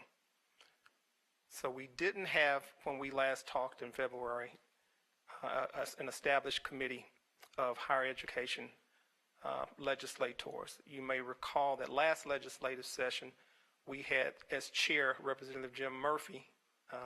This session, we don't have a member in our delegation on the committee, but we have lots of friends in other places that are able to help us talk to who we need to talk to, and we work along with the TAC. We work along with our peers from the various colleges, but we were in a much stronger position having that chair post last time around, and so this is the cycle of fostering new and establishing new relationships. We are approaching that sine die piece of May 29th, so a little less than 2 months. So we're moving rapidly through this legislative session, almost at the end. You'll start seeing bills move a whole lot faster. Hearings will take place. And just tomorrow is the HB1 hearing. That could last into the wee hours of the morning, but if you get a chance, you can just log in, and we're happy to send the link if we haven't already made it available to you, where you can log on and just watch the House floor. Any questions? Thank you. Any questions, or does anyone have any comments, any further comments or questions? I have a request. Can Yes, you let the committee know if and what the difference is between House Bill 8 and Senate Bill 2539? Okay. For our purposes, not much different. HB 8 is the companion to 2539 and vice versa. But there is a committee substitute that we're going through, doing a side-by-side to try to see what the differences are and if those differences actually impact us. That analysis is not complete yet. I talked with Ray, Dr. Maldonado, about about the side-by-side. I saw something, but it's not complete, so we're looking at the committee substitute that was voted out of the House, and we'll let you know what those differences are, particularly if they impact what we've asked for. Yep. Thank you. Okay. Anyone else? Madam Chair? Hey, yes. There's a distinction between the overall funding coming out of budget and House Bill 8. House Bill 8 really was focused on the model, the funding formulas that were the result of the Community College Finance Commission. So they're working very closely together, so we'll keep an eye on both of them, but we're probably to see if in divergence, if it comes, over in the budget side and appropriations rather than in some of the detail work that's being done on House Bill 8. But we will keep the trustees up to date on what is happening in Austin in both those areas. Thank you, Chancellor. Thank you to you, Chancellor, and to Mr. Young and your teams on the great work you're doing this legislative session. I appreciate it. Anything else, Mr. Young? No, ma'am. Thank you, Madam Chair. Thank you, board members. Dr. Maldonado, have a great day. Thank you. The External Relations Committee meeting adjourned at 2:56 p.m. Exactly. Thank you, Sharon. Thank you.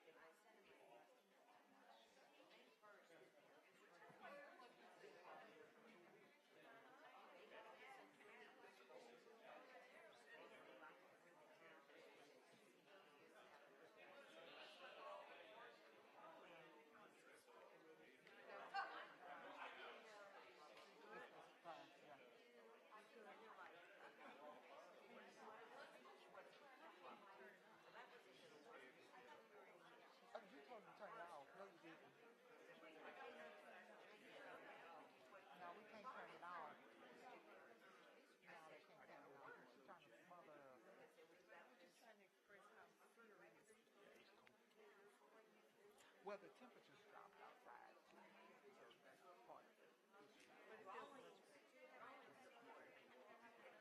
No, we can't. Yeah, we don't want to do the hot. Thank you. Chicken with broccoli and mashed potato. That's fine. You know, I'm ready for it. It's because last time you Just as changed anything you different don't. green beans to broccoli, but Yeah. you want the chicken fried. Yes. Not the grill. No, I read the like the fried chicken. I like the fried chicken.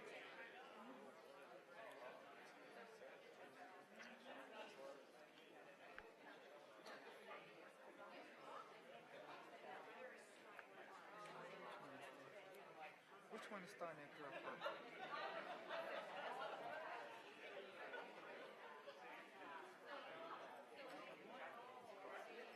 It's 3 o'clock. It's Glazer and who? You didn't put this one in order. Yeah, Let's see who we got here. We got everybody. We got, well, we got you and me. That's enough. Okay. The meeting of the Marketing Committee for April 5th, 2023 will now come to order at 3 o'clock p.m. Thank you, Sharon. This meeting was called for the purposes listed on the duly posted meeting notice. The Marketing Committee members are myself, Trustee Robert Glazer, Charlene Ward-Johnson, Dave Wilson, and the alternate, Dr. Adriana Temez. Opportunity for public comments. A citizen desiring to appear before the Board of Trustees shall complete the hearing of citizen form 24 hours prior to the meeting and file said application with the Board Services Office. There are no citizens signed up to speak before the Marketing Committee today. Topics for discussion and or action. We will begin with item A, new marketing campaign update. This is a report item. No action is required. Dr. Maldonado will introduce the item. Dr. Maldonado.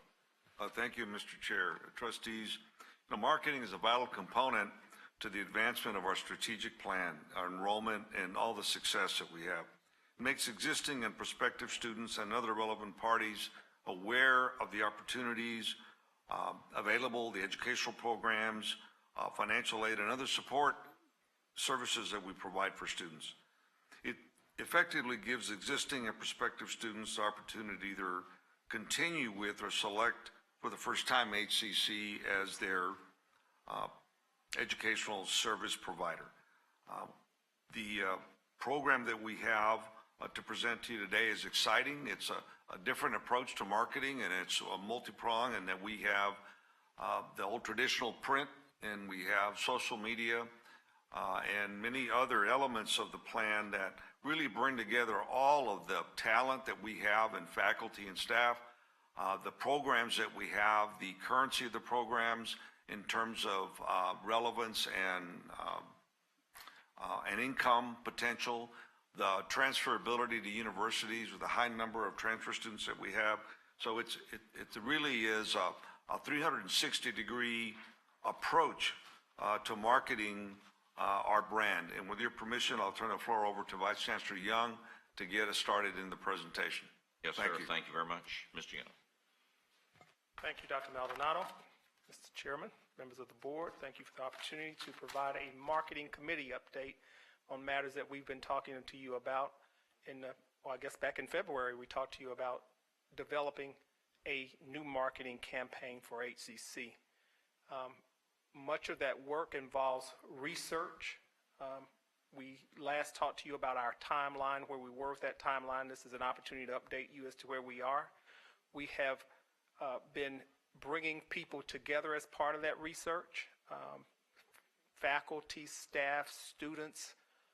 We've been talking to the community.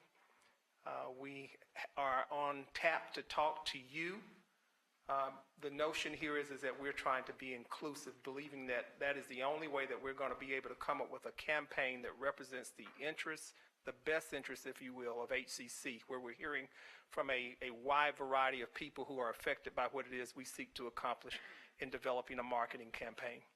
Of course, we have a new agency on board that has been guiding us through the research process. I'd ask Sabia Aguirre to please join me here today to just walk you through what we've been doing. What we don't have for your viewing today is the actual campaign components that we've developed, believing that we're in a public forum and folks might see those things on screen that we're not quite ready for them to see, but we want to make sure that you guys get a chance to see those as well. But we want to walk you through where we are, how we got here, and Sabia, if you don't mind, just kind of walking us through the remainder of the presentation, and I'm here to help you. Thank you all. Thank you, trustees, for having me. Thank you, Chancellor. Today we're going to talk about the process and the framework for the research and everything that kind of has led us to the marketing campaign we've developed. As Ramel said, we've really tried to be inclusive in this process and get a lot of different perspectives on it, as we know this is going to take the college to the next step.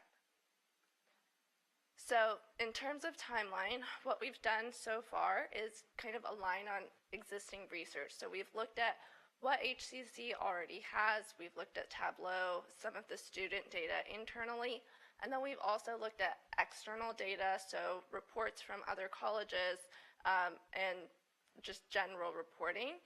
From that, we've built 2 items. One is a landscape analysis and one is a creative audit. Both of those helped us really get the lay of the land and see what other colleges are doing in comparison to HCC and really give us a good step forward. We've also worked on talking to different stakeholders at the college, and I'll show you some of that as well. Our next step here is to do some qualitative testing, and so once we're through these steps, we're going to do some focus groups, and that's going to be with students, prospective students, so high schoolers, parents, and some HCC students as well. So I'm going to start with the landscape analysis and just give you a very brief overview of the work we did there.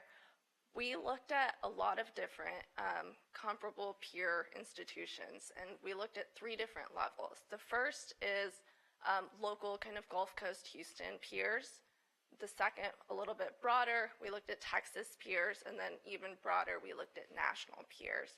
And this helped us identify a few different things. So the various items we looked at were college demographics, so what was the makeup of their student population, advertising investments, how much money do they spend on their advertising, social media strategies, how are they performing, what are their follower counts, what kind of content do they post, admissions flow, so how easily accessible is applying to that college through their website. And then we also looked at colleges that have transitioned to offering 4-year degrees and whether that had any impact on their branding or their messaging.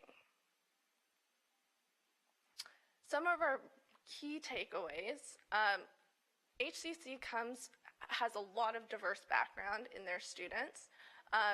We are about on average with our student population as the other peer institutions as far as gender, so there's about a 60-40 split.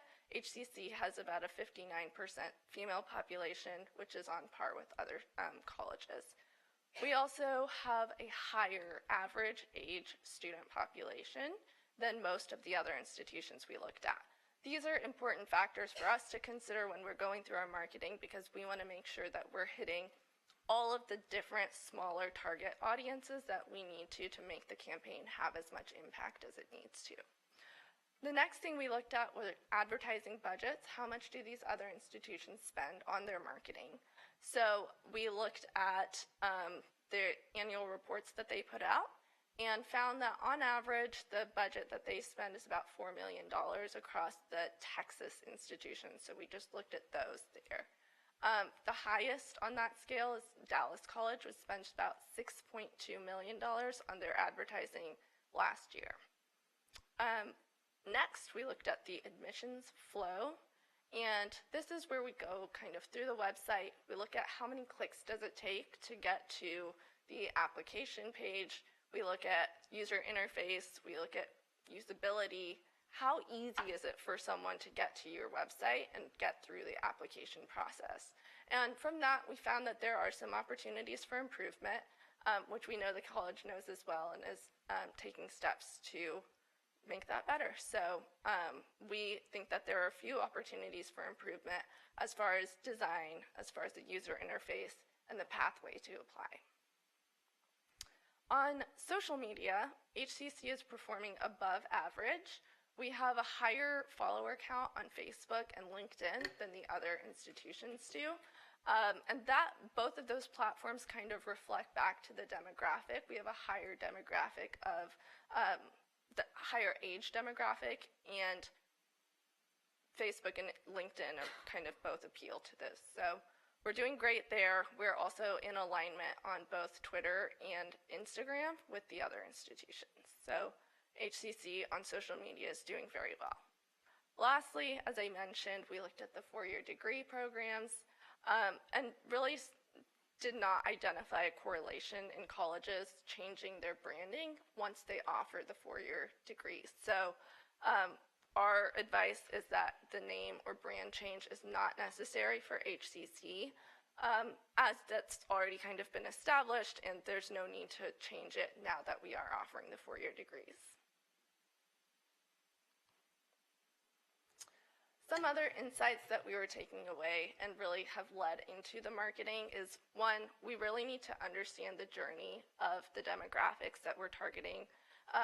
We want to make sure that they feel like they belong here at HCC, and understanding where they come from, how they apply, that all really helps in the marketing campaign. Second, we want to mesh their interests and their opportunities. So if they have an interest in something, more times than not, HCC has an offering for that, and we want to make that connection for them. So connecting the dots is very important for us. And lastly, addressing cost and assistance. HCC has a lot of financial assistance and is an affordable option for most. That still is one of the major themes that people are looking for when applying to colleges, and we want to make that a kind of flagpole of marketing campaign.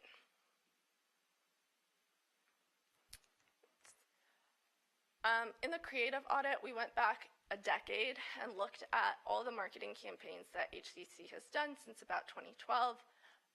This helped us really identify what's been done already, how did those land with the audiences, what was happening in the landscape at the time, and really helps us to plan the next steps and what's the next chapter for HCC. Once kind of the initial concepts had been developed, we went through a few different meetings with internal stakeholders, and we walked them through a lot of what we're showing you today, a timeline of where HCC has been, and a few different marketing campaigns that we developed based on what we found from the landscape analysis and creative audit. In these meetings, we were able to talk them through the marketing concepts and get their feedback live, and also they were able to see the different applications of the marketing campaign. So this was a really great experience for us. A lot of the people that we were able to talk to have been at HCC for a long time and have a lot of experience here. And so once we had those meetings, we were able to take those insights and apply them to the campaign. So we'll be making a few revisions based on feedback that we've gotten. Once those revisions are done, our next step is to focus group test those with the actual students and potential students and parents based on all of the insight. So we had 3 different meetings. One was with key stakeholders, such as communications directors, the Chancellor's Executive Council, and the Chancellor himself. And as I described, our next steps are to do the qualitative testing and focus groups. We're making those creative revisions, which are in progress based on feedback we've gotten, and we plan to launch this campaign towards the beginning of May once the focus groups have concluded. And I can answer any questions. For the presentation, I appreciate it. Any questions from committee members, comments? I have a question. So what did this analysis tell you? Are you still going to keep, I know you say you don't have any campaign or materials or anything for us to look at, but I really didn't understand what you were getting out of this analysis, because we are in April and not much of that marketing budget has been utilized. So you're still going to keep with the same things, or you planning to change that frame, your future theme, or were you, what type of analysis or what type of changes are you looking for? New search engines or what? What is this analysis? Sure. So the analysis helped us develop a lot of different buckets of what students are interested in, and helped us. We want to balance the programs that HCC offers with a broader kind of umbrella campaign that can appeal to the general audience. So it's going to be different than Frame Your Future, but it is building on a lot of what has happened and what's been successful, which is what the analysis helped us define. Is that newsletter included in there? What type of, can you give us something new that could occur? The newsletter, some digital, you going to bring us into the 23rd century? So Trustee, the campaign itself will be different. It's going to be different. It will be different. It will not be the same. Frame Your Future is what's bridging us to the new an improved campaign. Whatever that tagline is going to be a new tagline. It will no longer be frame your future or your.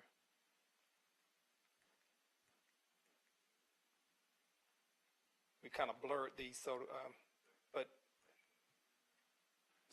frame your future is in your lower right-hand corner. That's the existing campaign that we're operating under. That's what's carrying us through to get to the new campaign.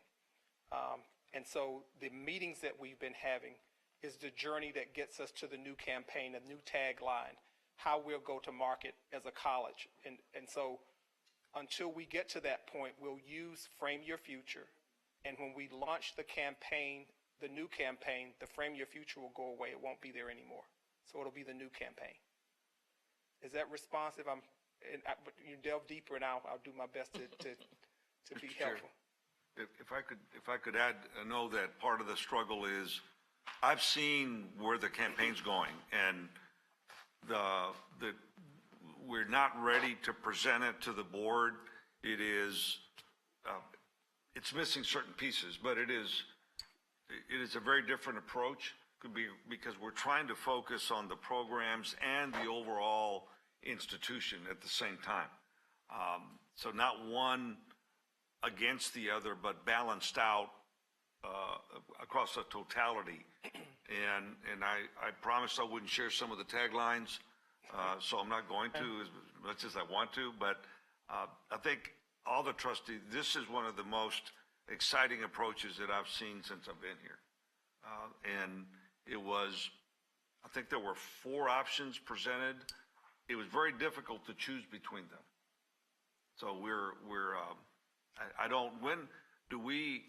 when do you anticipate us sharing the prototype of the campaign with the trustees? When will we have enough of substance? I think we can do it now. I guess part of not wanting to show it on screen is because the public has the opportunity to see what we're doing online, and we don't want to. But we can. I think we can share where we are today, and keep in mind that that target is moving because we need to hear from students. All the research, all the input is not gathered yet. That was the piece that we were going to bring to you and say, hey, look, we've gone throughout the research journey, and here's where we are, and here's what they ultimately said. You also ask about newsletters, and it relates back also to a question that Trustee Flowers mentioned earlier in time, and that is the utilization of the new campaign to infuse into the newsletters, the community newsletters we're producing.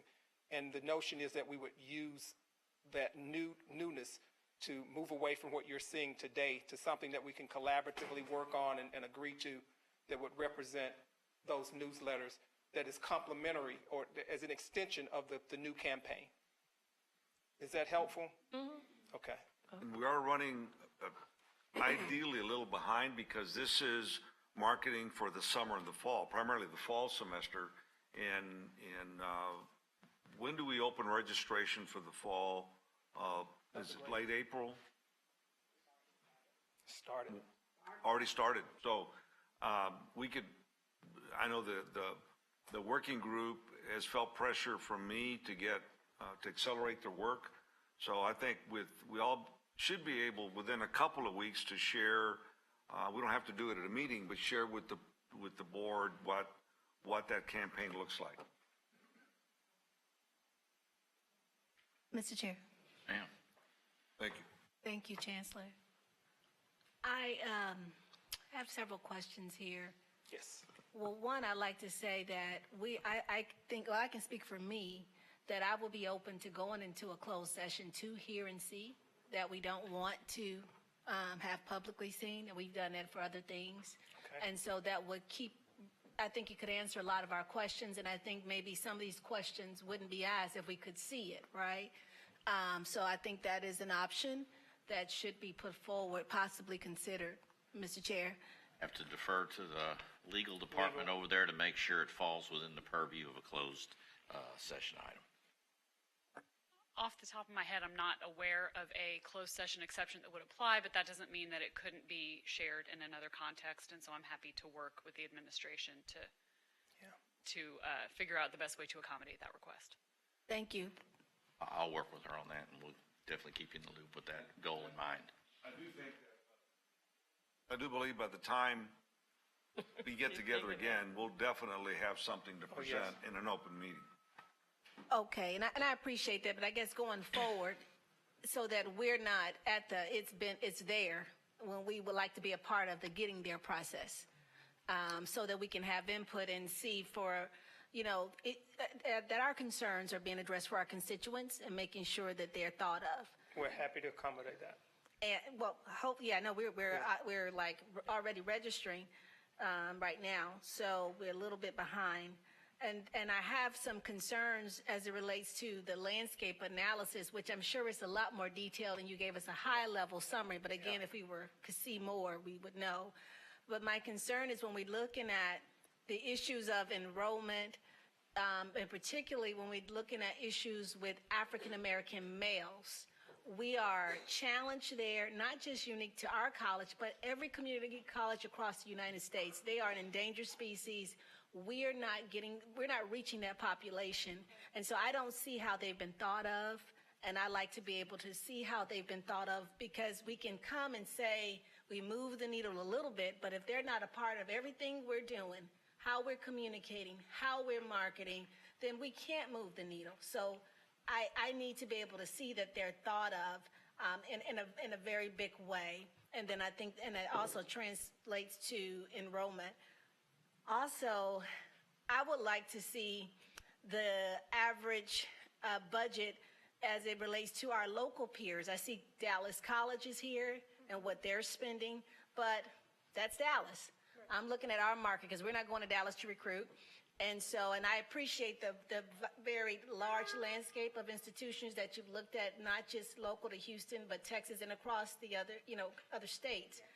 But in terms of budget spend, I like to know where are they as it relates to their budget, because it can look like opportunity, but is it really opportunity for our local market? And that, if that information was shared, then I wouldn't have that question, right? Then I would know, why you chose. Okay. Happy to share it. Thank you. Thank you. Inclusivity is what we're looking to do. So when we make a decision, it'll be a decision that we can all be proud of and our students are responding to. So the input is invaluable. Any other questions, comments from other board members? Trustee Loretta. Thank you for the presentation. I too, like my colleagues, am anxious to see it start now. We started in September, and so the whole year is going to go by before we see something. So therefore, are we still using the Frame Your Future? That's correct. That's the one that we have now for registration? That's correct. Okay. So the sooner if we can get, you know how you have those, what do you call those little lines that come? And ribbons, the ribbon, if we can have some like that, and we can insert them in as we're doing registration or we're in our commercials, that would be great too. Absolutely. Thank you. Thank you. I'd like to also add, Mr. Chair, sorry, Mr.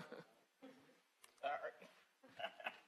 The chair recognizes Trustee Vandible Stallworth. Thank you, Mr. Chair. We also like to see the demographics by district and the expenditures by district. One of the challenges that I have met from September last year to now, that I've not received any advertising or marketing materials to push through my personal social network, and that was extremely disappointing. Nothing. So I understand who my stakeholders are. I understand who my students are that are not being reached. So if we're going to do an advertising budget by demographic analysis, we need to know what our districts look like, because each district has some different aspects, and you have to really work based on those demographics. I have a large international population, so I really have to work to get them to pay attention, because we don't really have anything out there for international students. And so it would be good to have by district what we look like. I know what I look like by district because I did my demographic analysis through census.gov. I know what I look like.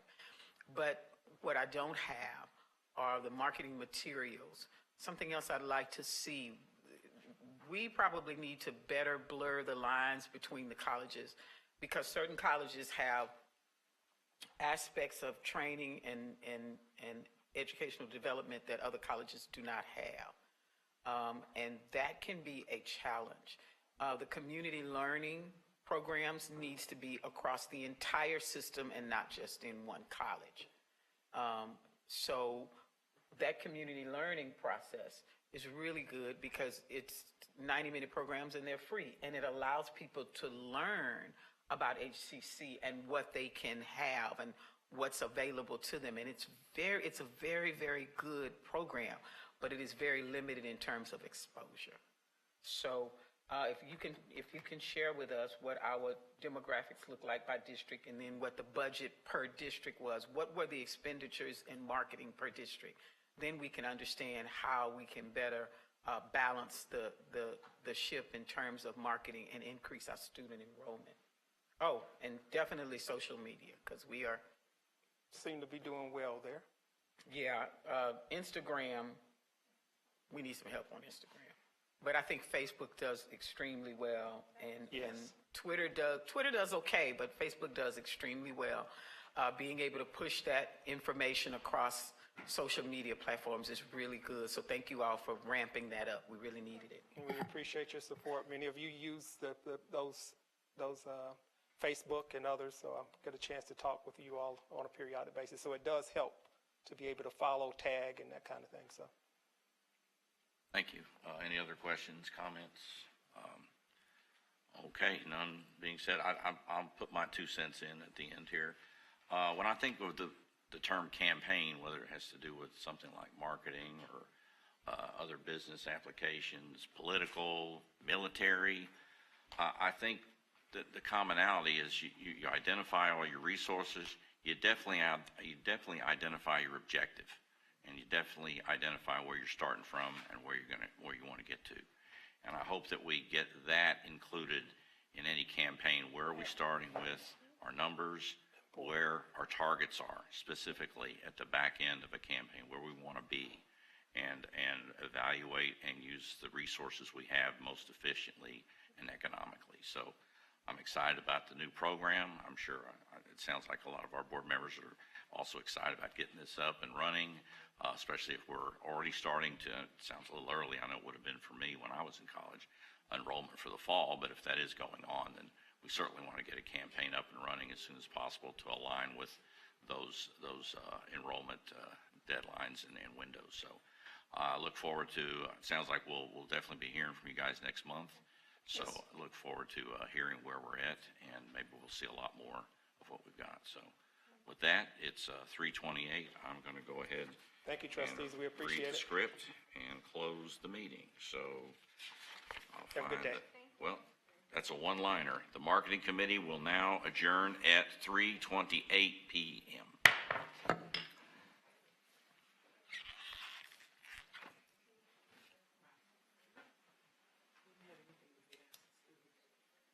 We're going to get there.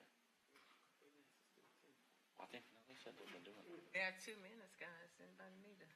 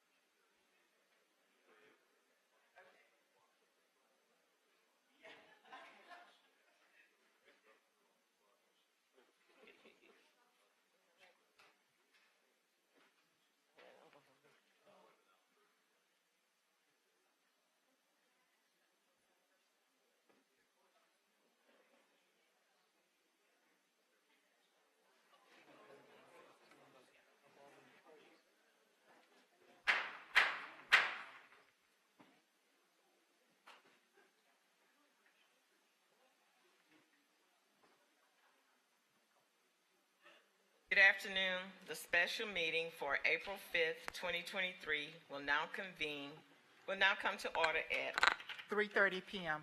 This meeting was called for the purpose as listed on the duly posted meeting notice. A citizen desiring to appear before the Board of Trustees shall complete the hearing of citizens form 24 hours prior to the meeting and file said application with the Board Services Office.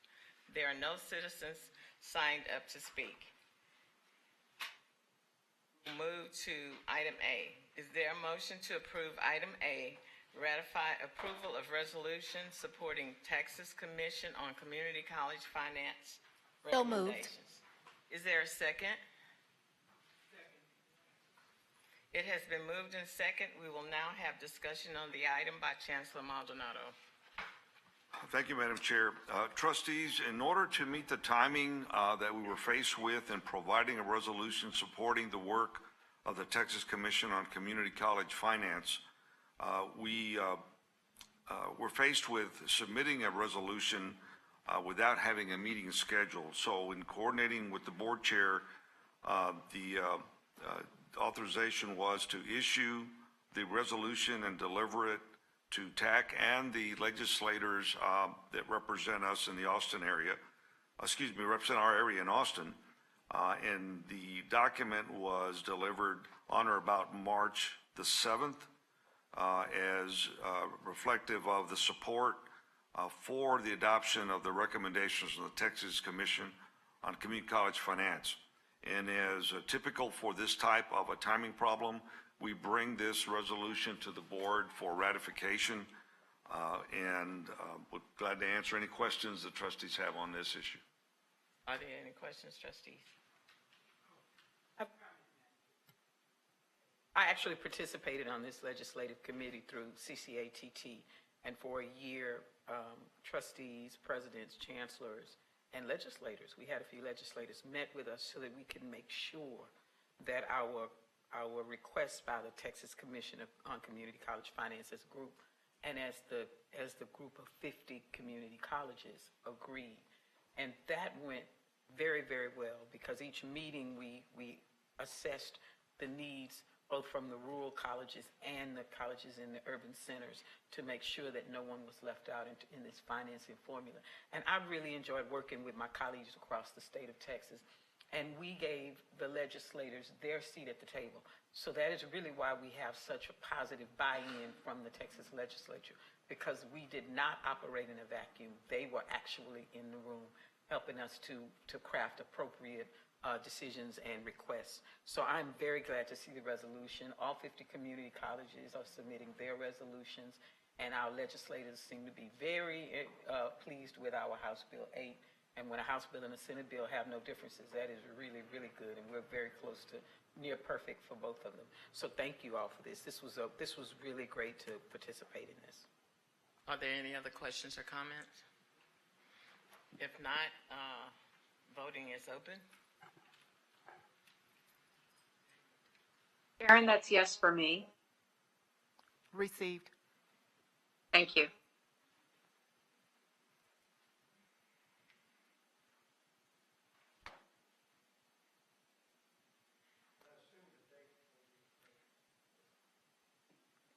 Voting has.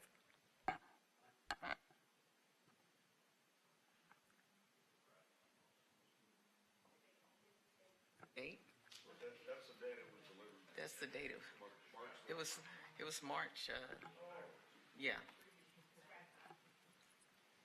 Voting has concluded. The motion passed unanimously with a vote of 9-0. Okay. This meeting, no, you guys done? No? Okay. I heard some talking. Okay, this special meeting will now adjourn to a closed or executive session under the Texas Government Code Section 551.071, 551.072, and 551.074 of the Open Meetings Act as stated in the notice of this meeting. Should any final action, vote, or decision be required in the opinion of the board on any matter considered in the closed meeting, such final action, vote, or decision shall be taken up in the open session portion of this meeting or in a subsequent public meeting upon notice thereof. The meeting is adjourned to closed session at 3:35 p.m. Trying to get us out of here. 3:35 p.m. For those trustees joining closed session by video conference, please be reminded to disconnect from the open session portion of the meeting and join closed session with the WebEx link provided for closed session.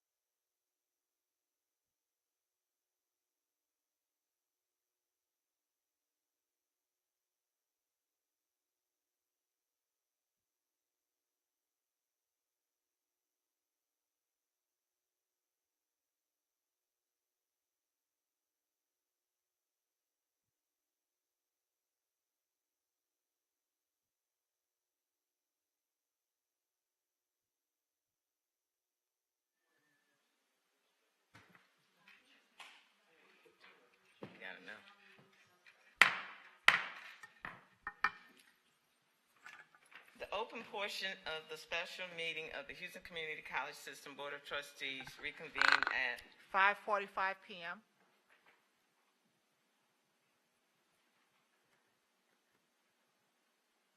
Item B will be pulled from the agenda and placed on the agenda on April 19th.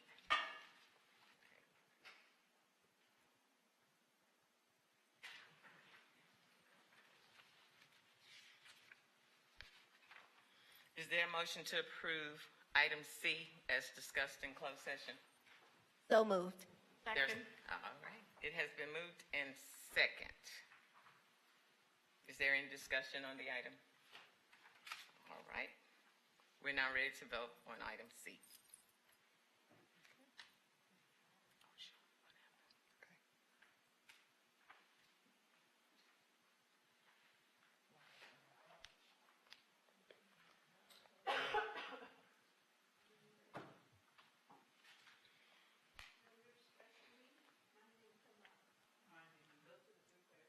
Y'all in this, yeah.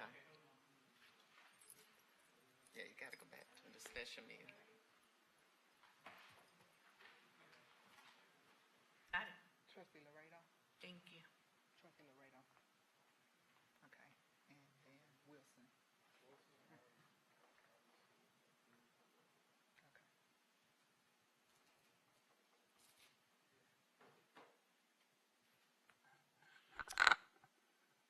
Voting has concluded. The motion passed with a vote of 7-0. Okay, the special meeting is adjourned at 5:46 p.m.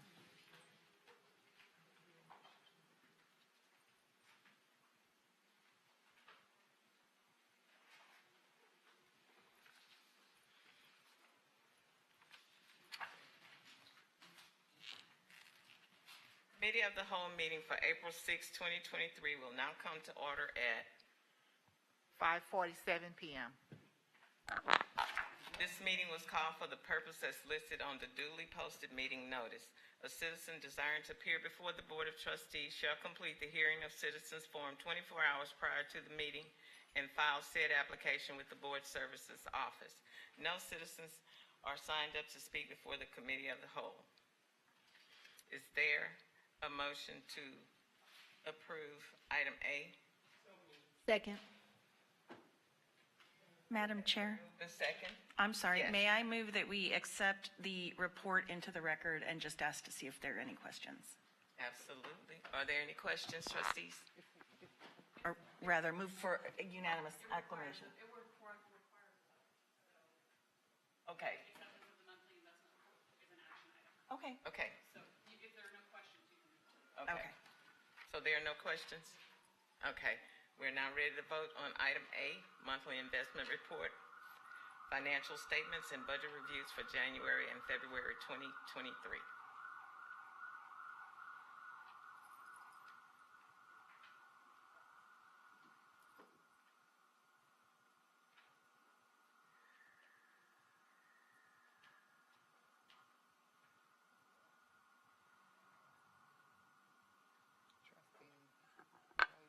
Laredo and Wilson. Okay, I got Laredo, Wilson.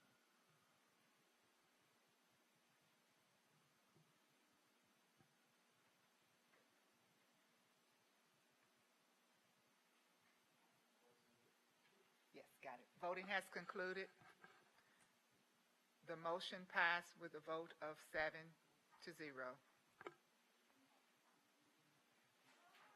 The meeting of the Committee of the Whole is adjourned at 5:49 p.m. Madam Chair. Happy Easter to all. Happy Easter. Happy Easter. All a good night.